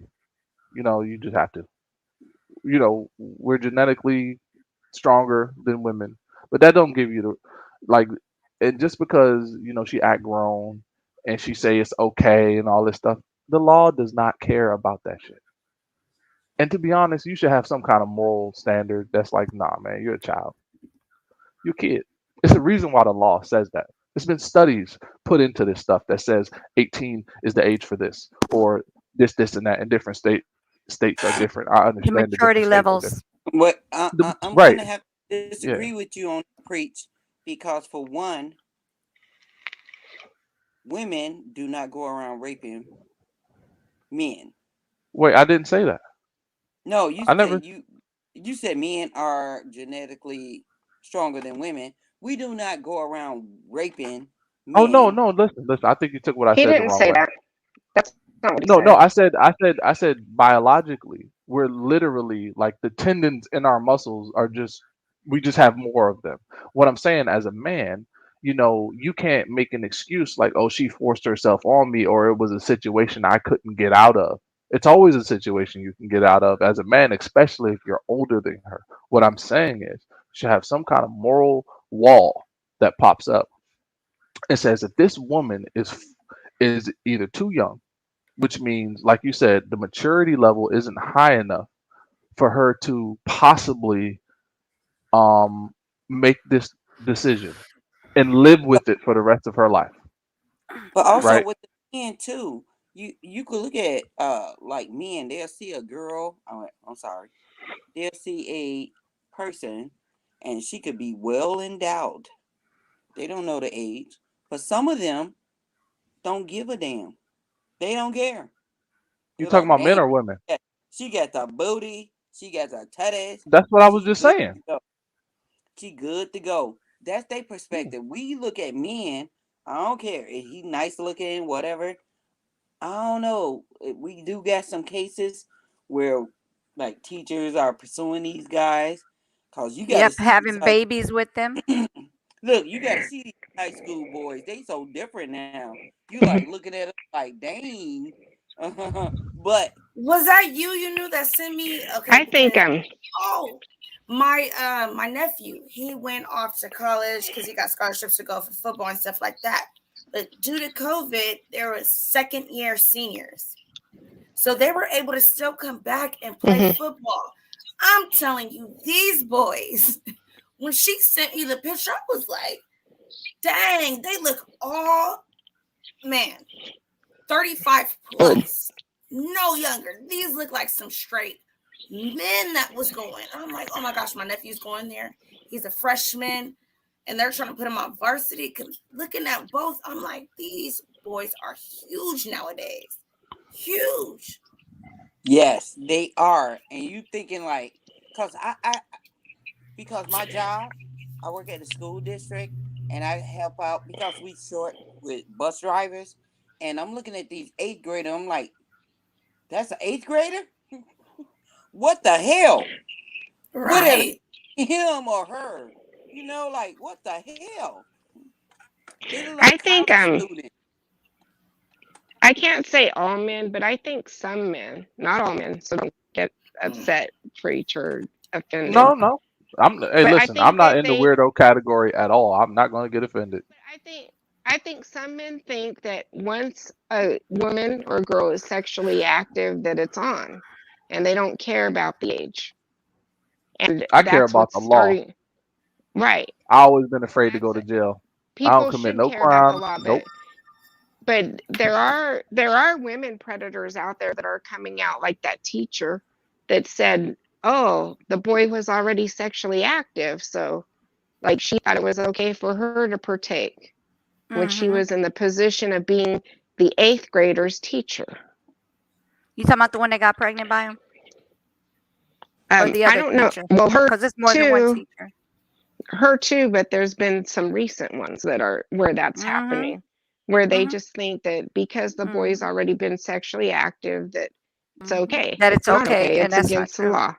Exactly. It's against the law. Exactly. Yeah. It works both ways. You can't have you can't have hypocrisy with that. Like I'm to this day I'm wondering where the fuck those teachers were when I was young. You know what I mean? And that's just my man brain reacting. Right. Naomi, you're muted. She's talking to someone. Oh, so yeah. So yeah, that's just my man brain reacting to Right. that. Hey, And yo, when you was growing up. yeah, where was they at? You know what I mean? Right. And now that I think back on it, they were around. It's just I was raised different. I Right. wasn't raised to even start conversations with like that with adult women. Right. Miranda, You know, Miranda, why are you even asking that? Anybody could pop up. Pull up. I'm gonna put the thing down there too. I didn't even think that could happen back in my day, but it did. Sorry. Guys, I'm about to play something I just found real quick, and then I'm gonna show the clip from News and Shenanigans of the Godfather and the 18-year-old because it's just I don't know what's going on. So let me play this real quick. Oh, you talking about the man that married the girl, but he was her dad? Yeah. This one is not that. What I'm about to show right now is a little bit different, but let me add it to stream. But I am going to show, because someone was talking about that, I'm going to show a little bit of newses on that one. But we're just going to take a look at this. I might dig a little bit more into this. It's the Bronx. I don't know. Let's see what's going on. You guys see it? Yeah. Yes, ma'am. Turn on the speaker. There you go. Morning, police have arrested the suspect accused of sexually assaulting a 13-year-old who was walking home from school in the Bronx. Charges against 18-year-old Ramel Bali include attempted sexual abuse, assault, and harassment. Police say the victim was attacked Monday afternoon inside Crotona Park. The suspect seen here allegedly threw the teenager to the ground and assaulted them. He then stole the victim's cell phone before running off. The 13-year-old received medical treatment at a nearby hospital and was then released. What's going on? What's going on? Why is this like normal for people to prey on teens like that all the time? I don't get it. Sicko. Just a sicko. So I'm gonna play another clip from News and Shenanigans. And this Before is you talking do about, that, go ahead. Before you do that, as a man, I try not to mansplain to y'all because I know y'all are intelligent women that have lived life, right?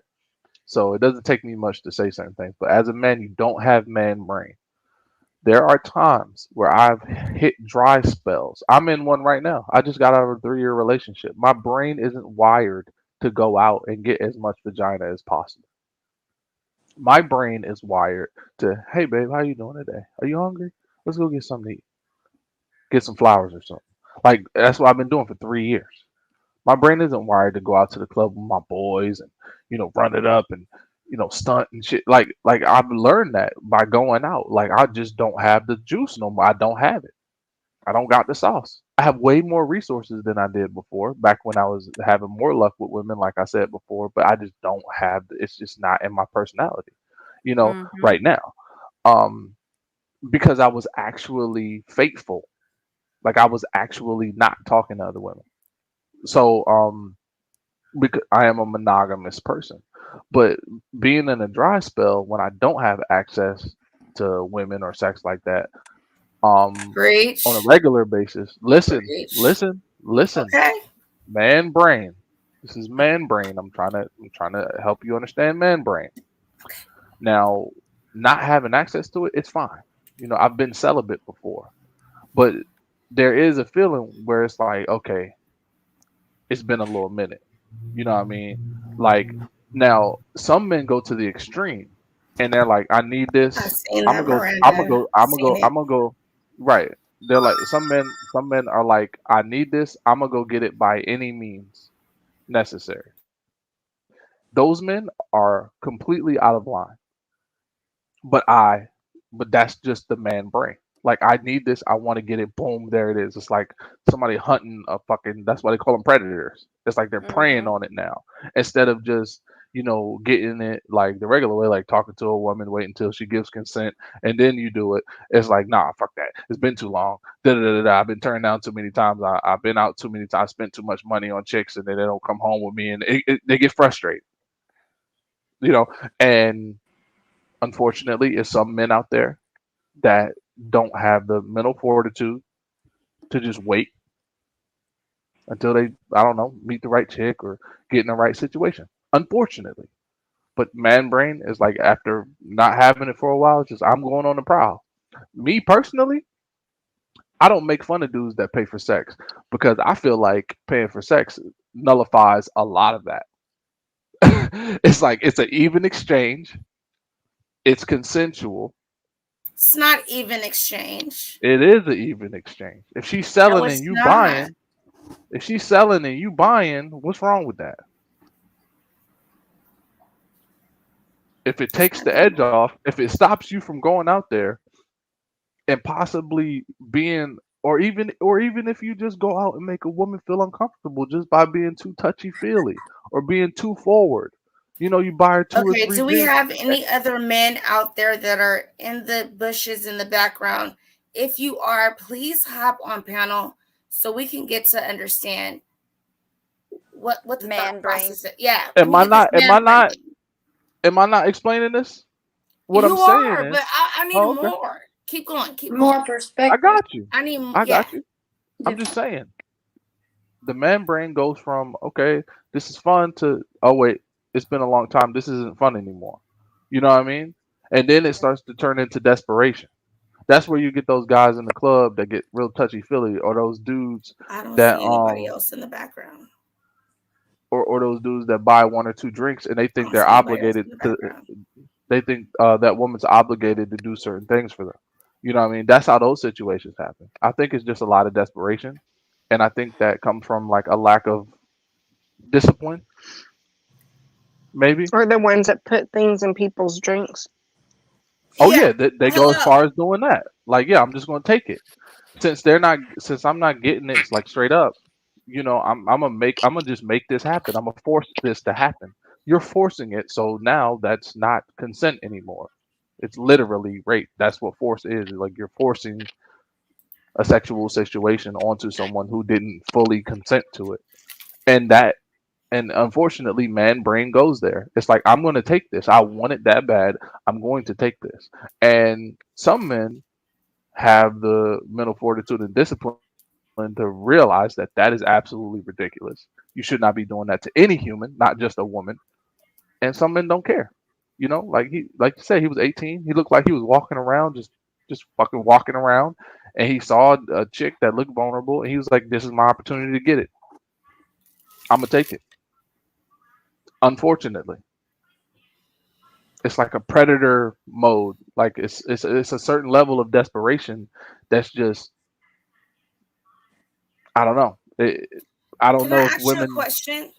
Can I ask you a get it or question? not, but yeah, Okay, so even though, because a lot of people feel like, okay, so if you dress this way, it's okay for you to get treated this way.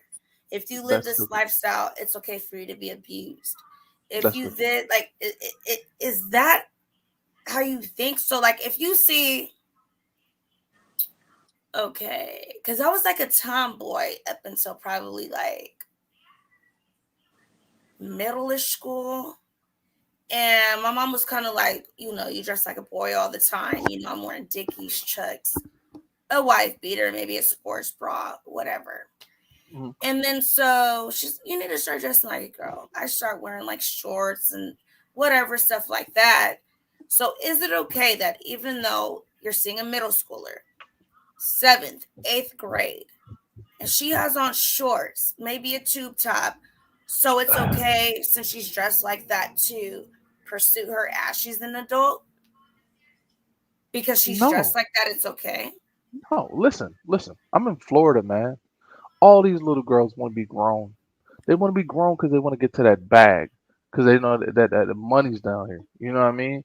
Like on South Beach, going to clubs and stuff like that. Man, look, even in Maryland, where I'm from, listen, like how I was raised. I was raised by older people that was like, look, avoid prison at all costs. You black, they're gonna find a way to lock your ass up if you get out of line even a little bit. You know what I mean? So anything that involved me doing something wrong or me violating somebody, that comes from a moral basis that was set in me early. And I feel like a lot of men don't have that moral base. You said I have that. So when I go and I see a woman, the first thing I don't think is, oh man, I wonder what my dick looks like in her mouth or some weird shit like that. I don't think that's not the first thought that comes to my head. The first thought that comes to my head is I look at her and I'm like, okay, is she an adult? And then I look and I wonder. And then if I'm really, really curious, or I really, really don't know, I'm gonna ask her. I'm not shy. I'm gonna ask her, how old are you? I don't believe you. I've told chicks they get mad too. They're like, oh, I like the compliment, but I'm this, and that. I'm like, look, you look this certain age, whatever. Show me something. Show me an ID. Show me a driver's license, something. Because if it don't feel right, I'm not rocking with it. Right. Because I don't want to look. I have pride and ego. I don't want to ever feel like a woman gave me some and it wasn't straight up and down. I have integrity. I wanna feel like, yeah, she dealt with me because she really fuck with me. You know what I mean? Not because she a jit out there trying to act grown. You know what I mean? Like not because she's real drunk. You know, like I don't like that. That's not me. Right. That's not me. I have integrity. That's not me. A lot of men don't. A lot of people in general don't.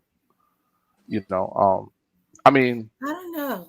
I mean, that's from just my who I am. experience, I feel like, I mean, sometimes, you can walk into somewhere and you have, jeans on, a top, you'll still get some of the same attention.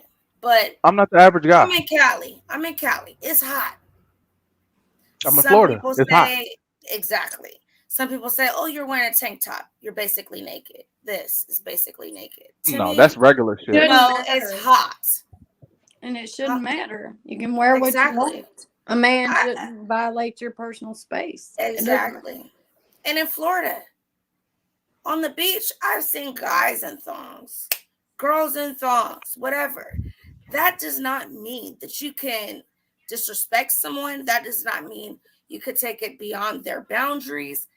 That does not mean, since you can see their butt cheeks, they're just ready to smash at anything. It doesn't matter what, if they say no, whatever. No, they're that's what they want from this. No. And I just don't understand that, because before we were even able to have clothes like we do, it wasn't so lusted after. There's certain places in Europe, they have girls and guys bathrooms together because it's not like that. Girl and guy showers together because they're used to it.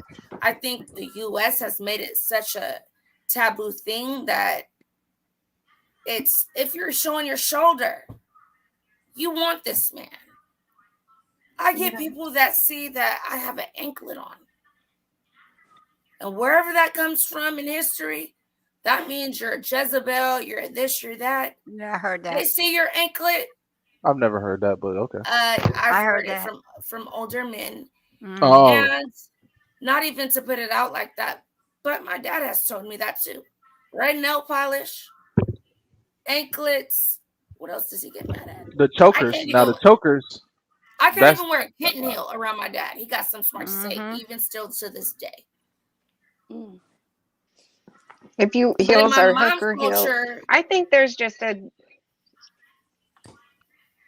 go ahead. yeah. There's a disrespect for women in general. Like if women have sex with outside of marriage, like we're like there's a label. There's always been a label that men don't get. Yeah. Toe rings, thumb rings, all that. Toe rings, yeah. And I'm just like, really? Wow. Yeah, they used to dress. Women couldn't dress like we do now. No. Like a bathing suit was not, like the 2-piece was like taboo. Not even the one piece. Yeah, It not literally even had the to be 1-piece. like the dress. Like, yes, yeah. a dress. They used to have to cover everything. And it's like, why? Why does that take your mind from 0 to 1,000? I guess because I don't know what their thought process was. Like, men lust after women if they're showing their body parts, so we have to hide ourselves to keep them tempered. Like, that's not fair. That doesn't make sense to me. I have to control your temper by what I wear. Just like when you go to like places like India, you don't disrespect, so you still wrap up even as an American or anything like that. Because if you're not fully covered, Everybody it's okay for them to they'll throw violate you in you. jail. Yeah. It's okay for them to do anything they want to you. Come grab you, do whatever they want, because you are making them do that. Yeah. No. It shouldn't be that way. It should not be that way. Yeah. It shouldn't. I don't get it. I mean, look, we men are we listen. It takes. I think every man should have a certain level of integrity and, like I said, moral base. If you don't, and you let your animalistic side take over, you're gonna do shit like be an 18-year-old that just grabs a 13-year-old and has your way with her, or you're a man that's just like you see a woman showing some skin and you're like, oh yeah, this is my opportunity. I know she's a fucking whore, unless she wouldn't have came out of the house like that. Like every man is different. You have men with integrity and you have men that don't have integrity, or morals. I'm the other one, you know. So being in Florida, I can be on the beach and I can just sit there with my dogs drinking the fish bowl or whatever from yeah, you know what I When I mean? went out there was so many of those. Yeah, And it I would have love like that thing. random stuff in there. I'm like, whoa. It's a lot of Hi, different liquors. Streetsy. What's up, streets? So I'm just saying, every man is different. Wait, I what did really you don't say about deal. a fish bowl? I'm sorry, I'm not on that one. What did you say They about a give you fish an bowl? entire goldfish bowl, and they fill it up with different like bacas. It's like a Long Island, like Yeah, it's the it's a blue Oh, lot one. of you mean liquor. like just liquor, not a fish Yeah. inside the bowl, but Oh, the No, big, no, no, big no, definitely. but thing. it's I one was of those like, fish what? bowls. Okay. It's like And I had 30 it bucks. yeah. It's like Well, 30 it's bucks. like Yeah. $60 on in Miami. Good. Well, I mean, it depends on what Yes, day you go. no. Oh well, I don't know if it was just me being a I tourist, might but have we to were hit there. that up, but I It might was be $60, knocked out. and it was Yeah. like huge. Yeah, so you must have they got different sizes. They have a really big fish bowl and then they have like a regular one. I'm I So don't going I with know. don't the It know. was really, me and the really big four of my one. other friends. Yeah. Four of my other Yeah. friends, and we got that. I took like a couple sips, and I was like, "Yo, Yeah, you I was good. done. Yeah. I was done." Yeah. It's a lot of liquor. It's a lot of liquor in there. And it's not like cheap liquors either. Like it's some good No. stuff in there. Not to go on a tangent, but do you know anything about a Harvey Wallbanger? What the No, what fuck? is that? I don't know What's why in nobody that? knows that Harvey Wallbanger is Pull like it What's up. in that? Pull it Because all up. I've heard of it. types of liquor, all types of liquor just mixed up, and it literally you don't feel it until you try to stand up, and you will like Yeah, fall that's like out. the fishbowl. That's like the fishbowl. Yeah, Wow. because So I it's was an sitting actual down. fishbowl. I'm gonna get Yeah, it's an one actual for New fishbowl. No, it's It's a an Year's. real because actual we fishbowl. have a place called Cali Comfort, and I love it. Their barbecue is amazing. If any of the family members come out here, we're going there because you gotta have it. Their brisket is amazing. Their Bloody Marys are life, but they have a fishbowl there, and I mean, they tell you it has to be at least 2 people on there. Harvey Wallbanger. No, bring it up on things so I can share it. Oh, jungle juice. Zena, I'm not playing with you on that jungle juice because we used to make that. Get the Hunch big punch. We tub call it from hunch punch in Florida. Hunch Punch, We call it and hunch punch in literally Florida. everybody buys a bottle Yeah, and you all some pour it in there. juice. We pour it all in there. Limes, mangoes, pineapples, strawberries. Mhm. Man, I don't know. I could go on. And Yeah. you just fill it up and just start giving people. And I mean, it has to be our parties. It has to be gone or the party's not over till it's gone. Right. Yeah. Why would there be any left over? What the fuck are you doing? Not drinking? What's wrong with you? Yeah. Everybody has to Why are you drink. here? Like, get the fuck out. I And I used mean, I used to babysit drinks. They used to say I used to babysit my drink because I would take forever to get done with You mine. look like you babysit drinks. I can see I you sitting do. there with the same fucking drink I all do. night. I can see I you doing do. that. Just scoping the room I out, sip judging too. people, getting on your phone, getting on Facebook, writing status. These No, people I are don't such judge people. alcoholics. Nope. She I don't said it's judge trash them. can punch. Yeah, See I how don't I Yes, put it is. trash can? Yeah, I don't judge them, but I do laugh my ass off when they about to slip and fall. I'm not gonna lie. Trash can punch. Hey, 420, what's up? You still want me to send it to you? I know, I thought you was gonna send it up here. But real quick, I'm gonna go to a video that my girl News and Shenanigan put together. No, wait. Ask 420. Ask 420. What I was just talking about. You ask him. You Okay, 420. All right, 420. Man We were brain. talking. Did Man you hear us? brain. We're talking about man brain Okay. and Yes. why an 18-year-old what would compel him to grab a 13-year-old female, have his way with her, steal her phone, and then leave. Why man brain? I was saying that man brain, there's a desperation level, Yeah. right? Yeah. Can you agree with that? Yeah. Yeah. Okay. Have you ever felt that desperation level? Uh. No, I'm not talking about have you done that to a woman. I'm saying have you ever felt desperate Like, yeah. you know, I'm not getting none. It's been like 3 weeks type shit, right? Yeah. But you never did. You probably never went out and found the nearest vulnerable woman and just took it from her, right? Nah, heck You nah. probably went. You probably went and found an alternative. I'm not saying I know your life. I'm not saying you ever did this, but you know, you could have went and bought some, or you Yeah. could have went. You could have went home and found your favorite corn bar on one of your websites, and then got one off, and then relieve yourself, and then it goes away, right? Yep. All I was saying is man brain will bring you to a level of desperation that pretty much turns you into like a hunter. Yeah. Like I'm trying to grab what I'm trying to get. And we cannot forget that we used to be, excuse me, extremely primitive beings. Yeah. That used to bonk women on the head with a rock or a stick and drag her into the cave. Caveman. Right. On some caveman shit. Okay, I don't see anybody in the backyard. And we just wanted I just wanted it's good enough man is up here Well, that can StreamYard has confirm been that. tripping. Yeah. For Because it's hard to explain without sounding like a weirdo. Said But where, but I don't know. it's some caveman mentality that kicks in when you ain't getting none. And that's why I think prostitution is just fine. I think it's perfectly fine because, you know, it's an alternative. Yeah.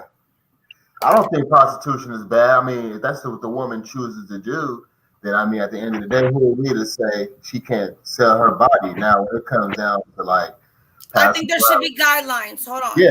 I think that I don't think there should be brothels like there is. I feel like it should be an See, that's just contractor. pimping.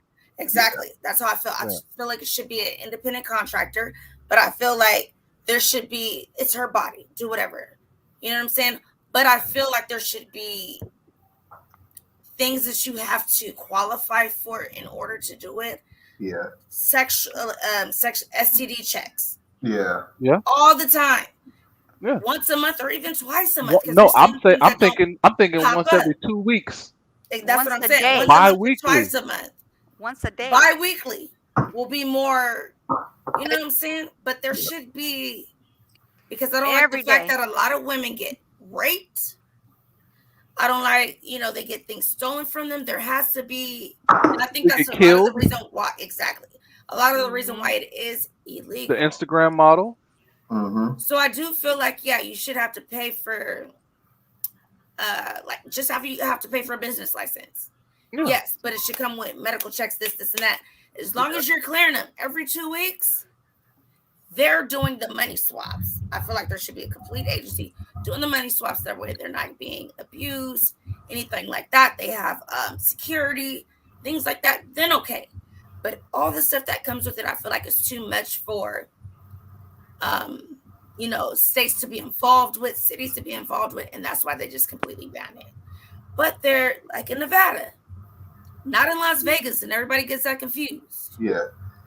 But on the outskirts, you can do it. What's that? If you keep going straight on Blue Diamond 420. Yeah.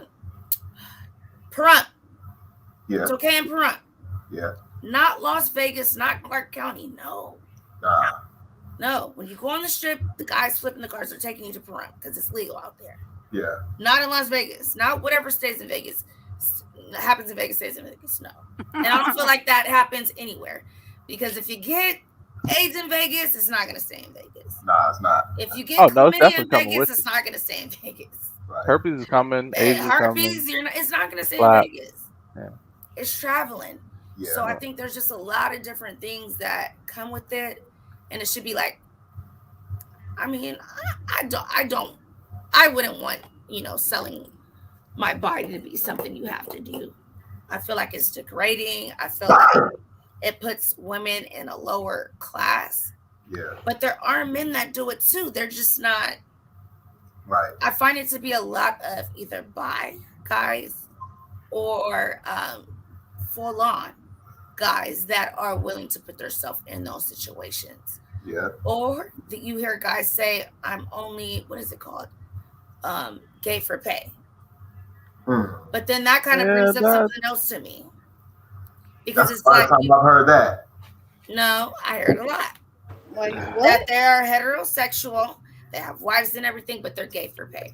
So maybe they're a porn star and they do a lot of gay stuff because Oh yeah. it's paid more. So they're willing to do all that stuff, but Like they're 5,000 really straight. a shoot, some 2,500 to 5,000 a gay scene for men.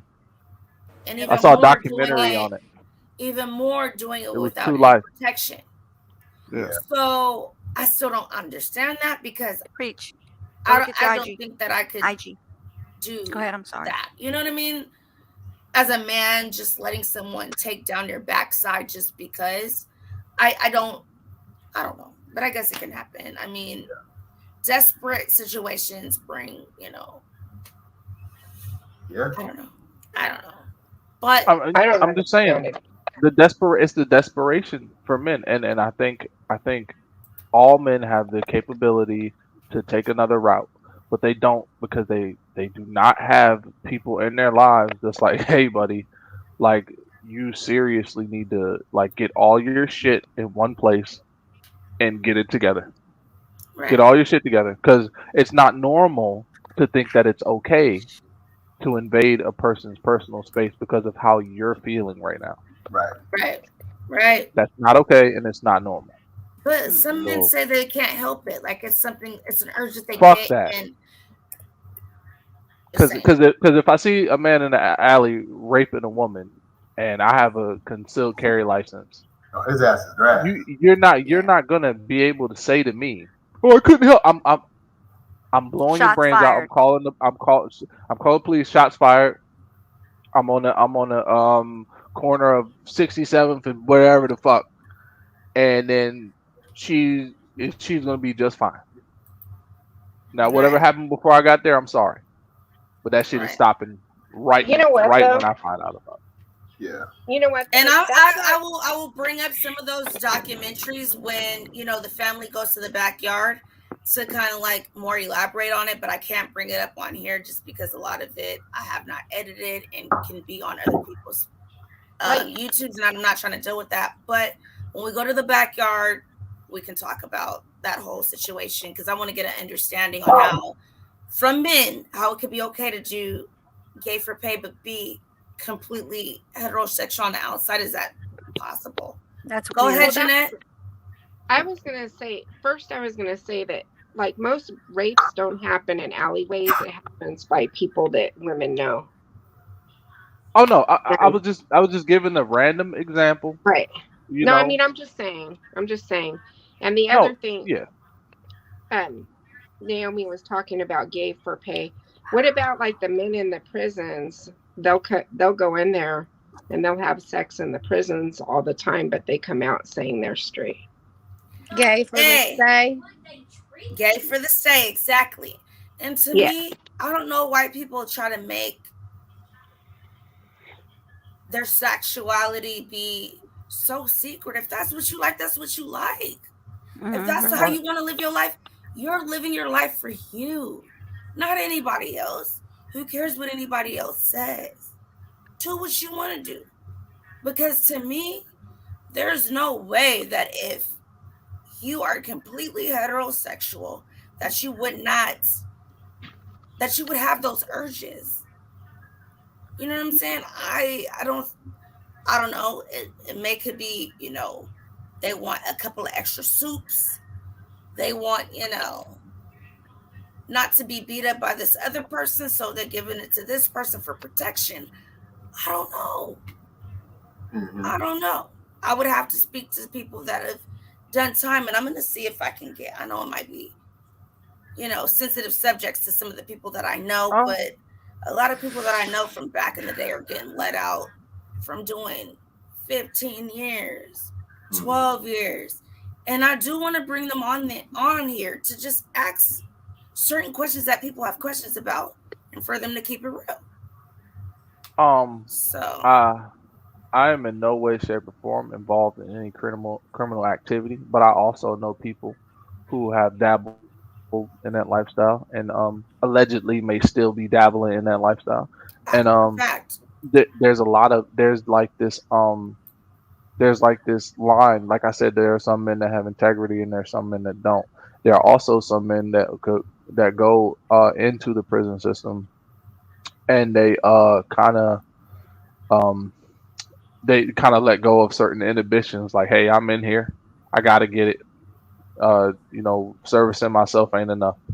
I need a sorry, it's so weird to say. I need something to slide into. You know what I mean?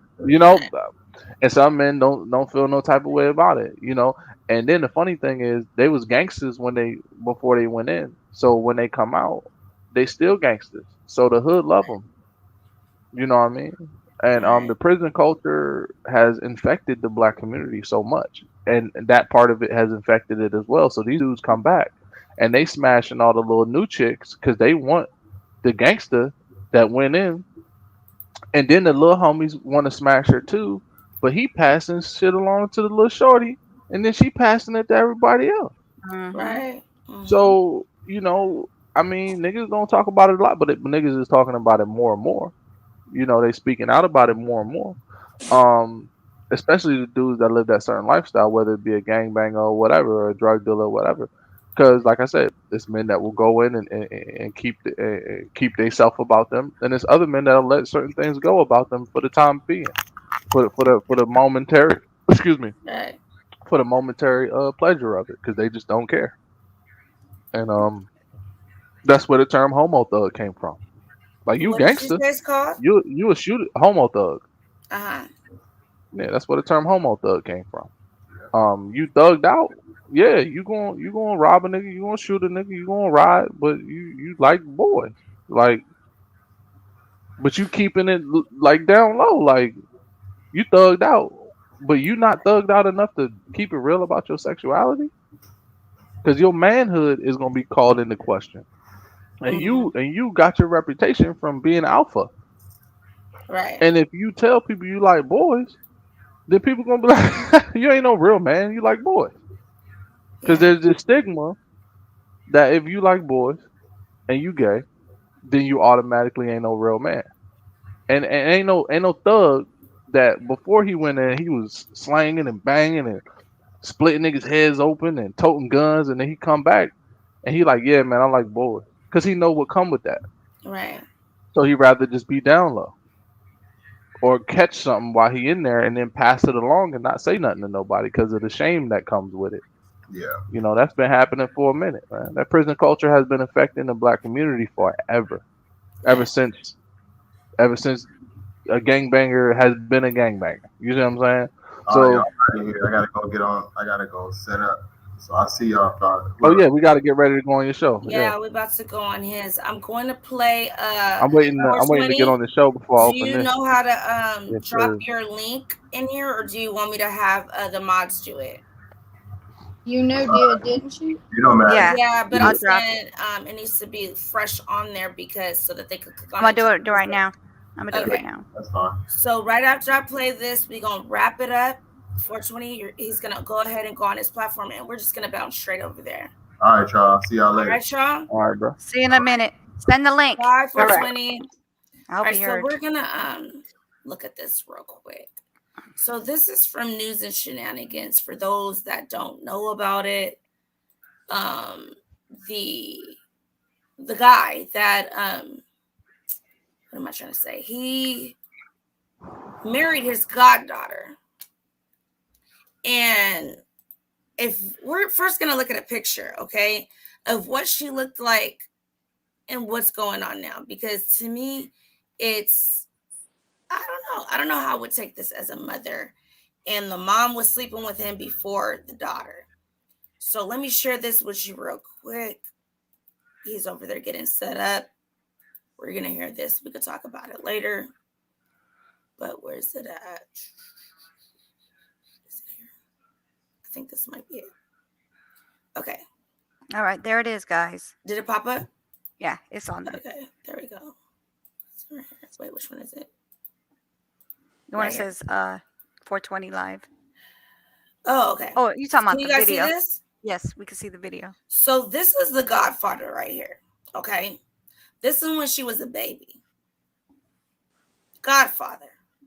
And so now he's all of 61 years old, allegedly, and he marries her at 18. How is that okay? I don't know. But we're just going to watch a quick little 7-minute clip it. And then we're going to bounce over there to 420. You guys can leave your comments down below. And we'll touch on it a little bit later. But yeah, so we're going to go to this quick clip it real quick. Let me bring it up. And she's put the 420 live down there. So right after here, we're going to bounce over there. Let me share this with you guys.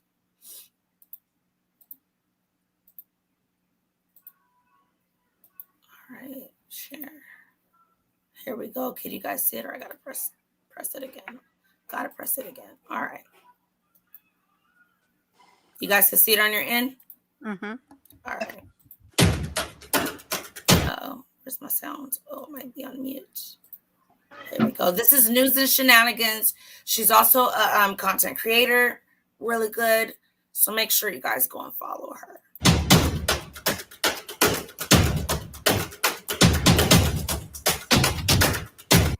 Good morning and welcome back to my channel. So I'm bringing you the story about this 61-year-old man named Michael Huckabee. Now, I tried to bring you this story live yesterday, but StreamYard, maybe my Wi-Fi, I don't know, wouldn't let me be great.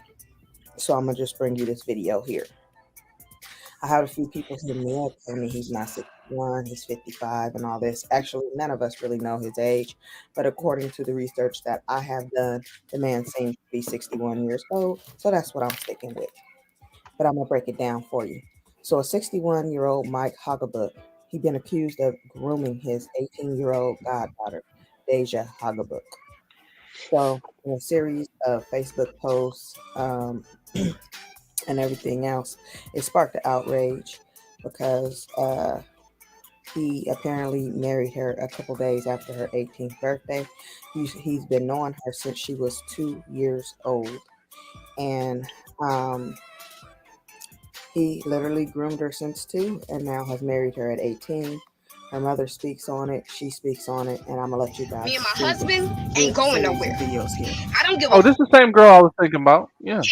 I don't give two fucks at that, not even one, about y'all opinions. Y'all out here talking about, oh, I'm just stating my opinion, I'm just stating my opinion, I'm just stating. It don't mean shit to us. So why the fuck waste your time and energy and your motherfucking time out of the day and your life to sit up here and keep on saying it that's your opinion. We don't care. At the end of the day, everything is done. We're legally motherfucking married.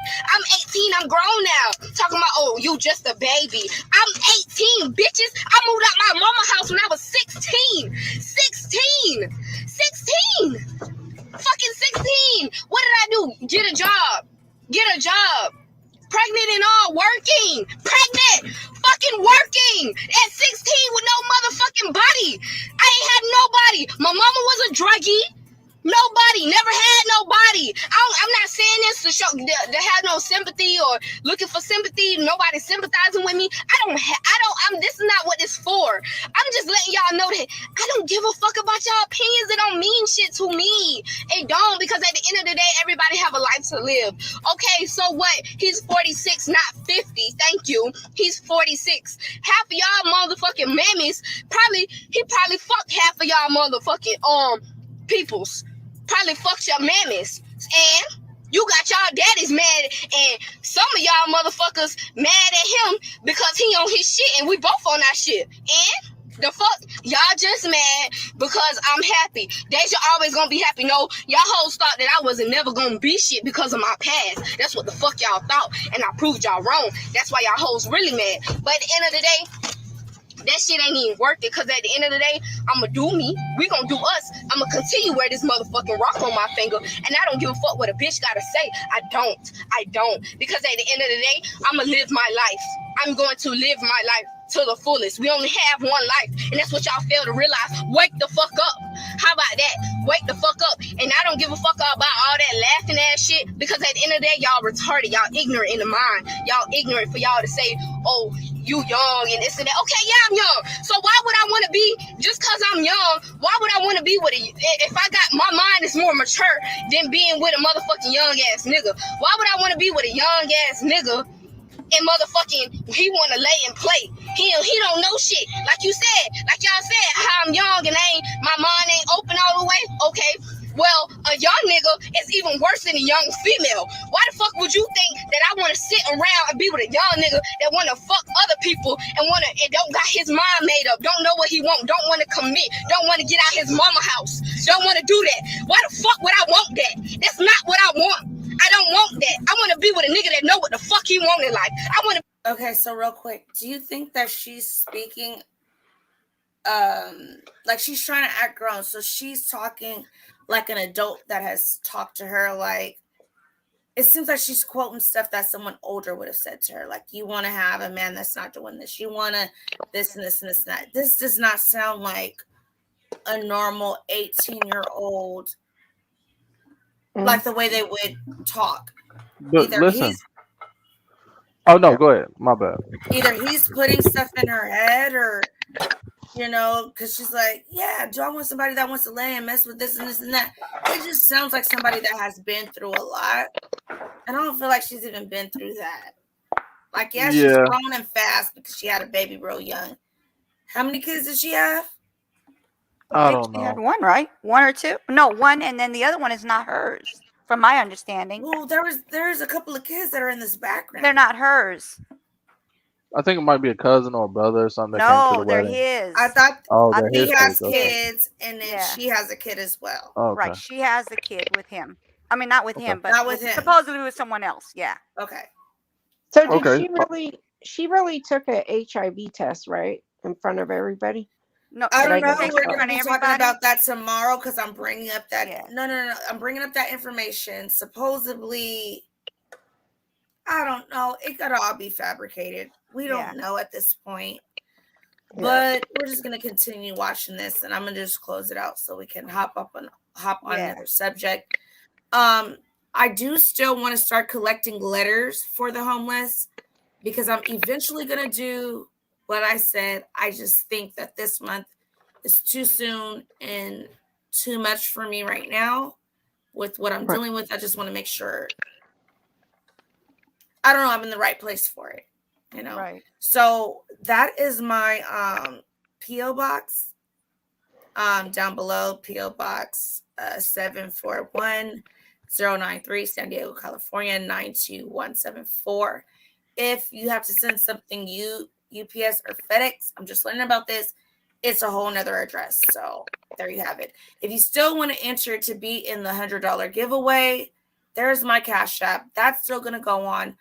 I'm just not going to stress myself out with cooking, making multiple meals, doing hygiene kits and all of that right now, because I feel like it's going to come between, my health and me getting good with my dad. So if you guys can still, for those that are new and doesn't know what the letters I'm talking about, I'm saying just write a letter, not specifically towards a gender, just a letter to bring uplifting spirits to someone that I can put in the kits, even if I decide to just do the gender ones and not the gender ones, I'm sorry, hygienic and not cooking and stuff like that, to make it more stressed, because I have to have it would be me, my mom, one of my aunts, and one of my cousins that would be doing all the cooking. I just don't feel like dealing with that right now. So if I could do something a little bit more simple, that's how it'll be.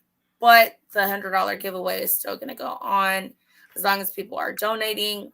I don't know if you guys liked it the way I did it this time. And there was one winner for the $100 completely. And then I had gifts for the two runners up. Or do you guys want me to split it up? 25, 25, 25, 25, or 75, 25. You guys can send whatever you guys want to my email. Oh gosh, it's not on there, but it's the same thing. Naomi China D, just like everything else is, at gmail.com. Yeah, so we're going to finish this out, and then we'll be right after this. We're going to say our goodbyes, and we're going to hop onto 420 in his. Okay. We got a couple of minutes left, so could you guys still see it up there? Yeah. Yes. Okay. To be with a nigga that got his stacked up his bread. I want a nigga like that. I don't want no nigga that want to go be with this. And half of them niggas y'all fucking with is motherfucking faggots. They fucking faggots. And I know faggots. I got friends that's faggots that motherfucking tell me about y'all niggas getting fucked. About y'all niggas getting fucked. Come on, Dad. Come on. Be for real. Wake the fuck up, you sad assholes. Y'all talking about me. I know. Half of y'all motherfucking hoes get mad because y'all niggas undercover faggots. That's all that is. But at the end of the day, a bitch can't go around saying, my nigga no faggot. My nigga don't play that.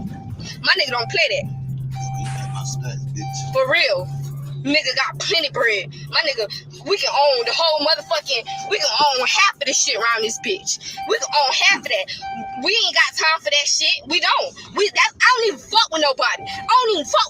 For y'all to come out, okay, y'all always claim, oh girl, you fucked that in. At least I got the balls to say I am, bitch. At least I got the balls to say I am. Yeah, fuck. Yeah, I don't fuck people. Okay, so y'all heard what she had to say. This is a picture of them then and now. That's a picture of him holding her when she was 2 years old as her godfather. This is him now holding her at 18 as her husband. I was listening to what she was saying, like real quick. Like she said at 16, she didn't have nobody, and she moved out at 16. But she was pregnant at 16 when she moved out. So what I'm hearing is that he kept in contact with his girl her entire life. He groomed this girl her entire life. He spoke with her through text message and stuff like that. A nigga like that, he probably bought her a phone. And she hid it from her mama and shit. And like right when she felt like she was old enough for it to make sense, she left the crib to go live with this nigga. I guarantee. She talking about I ain't had nobody. Like she paid rent in her own house at 16.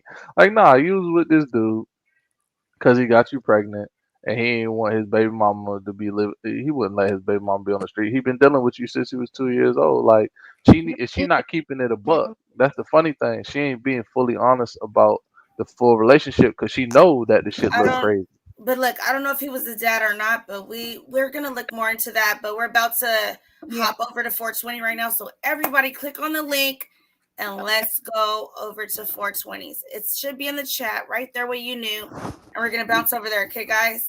I'll see you guys over there. Love you guys. Bye. Bye. Petty moments. Oh.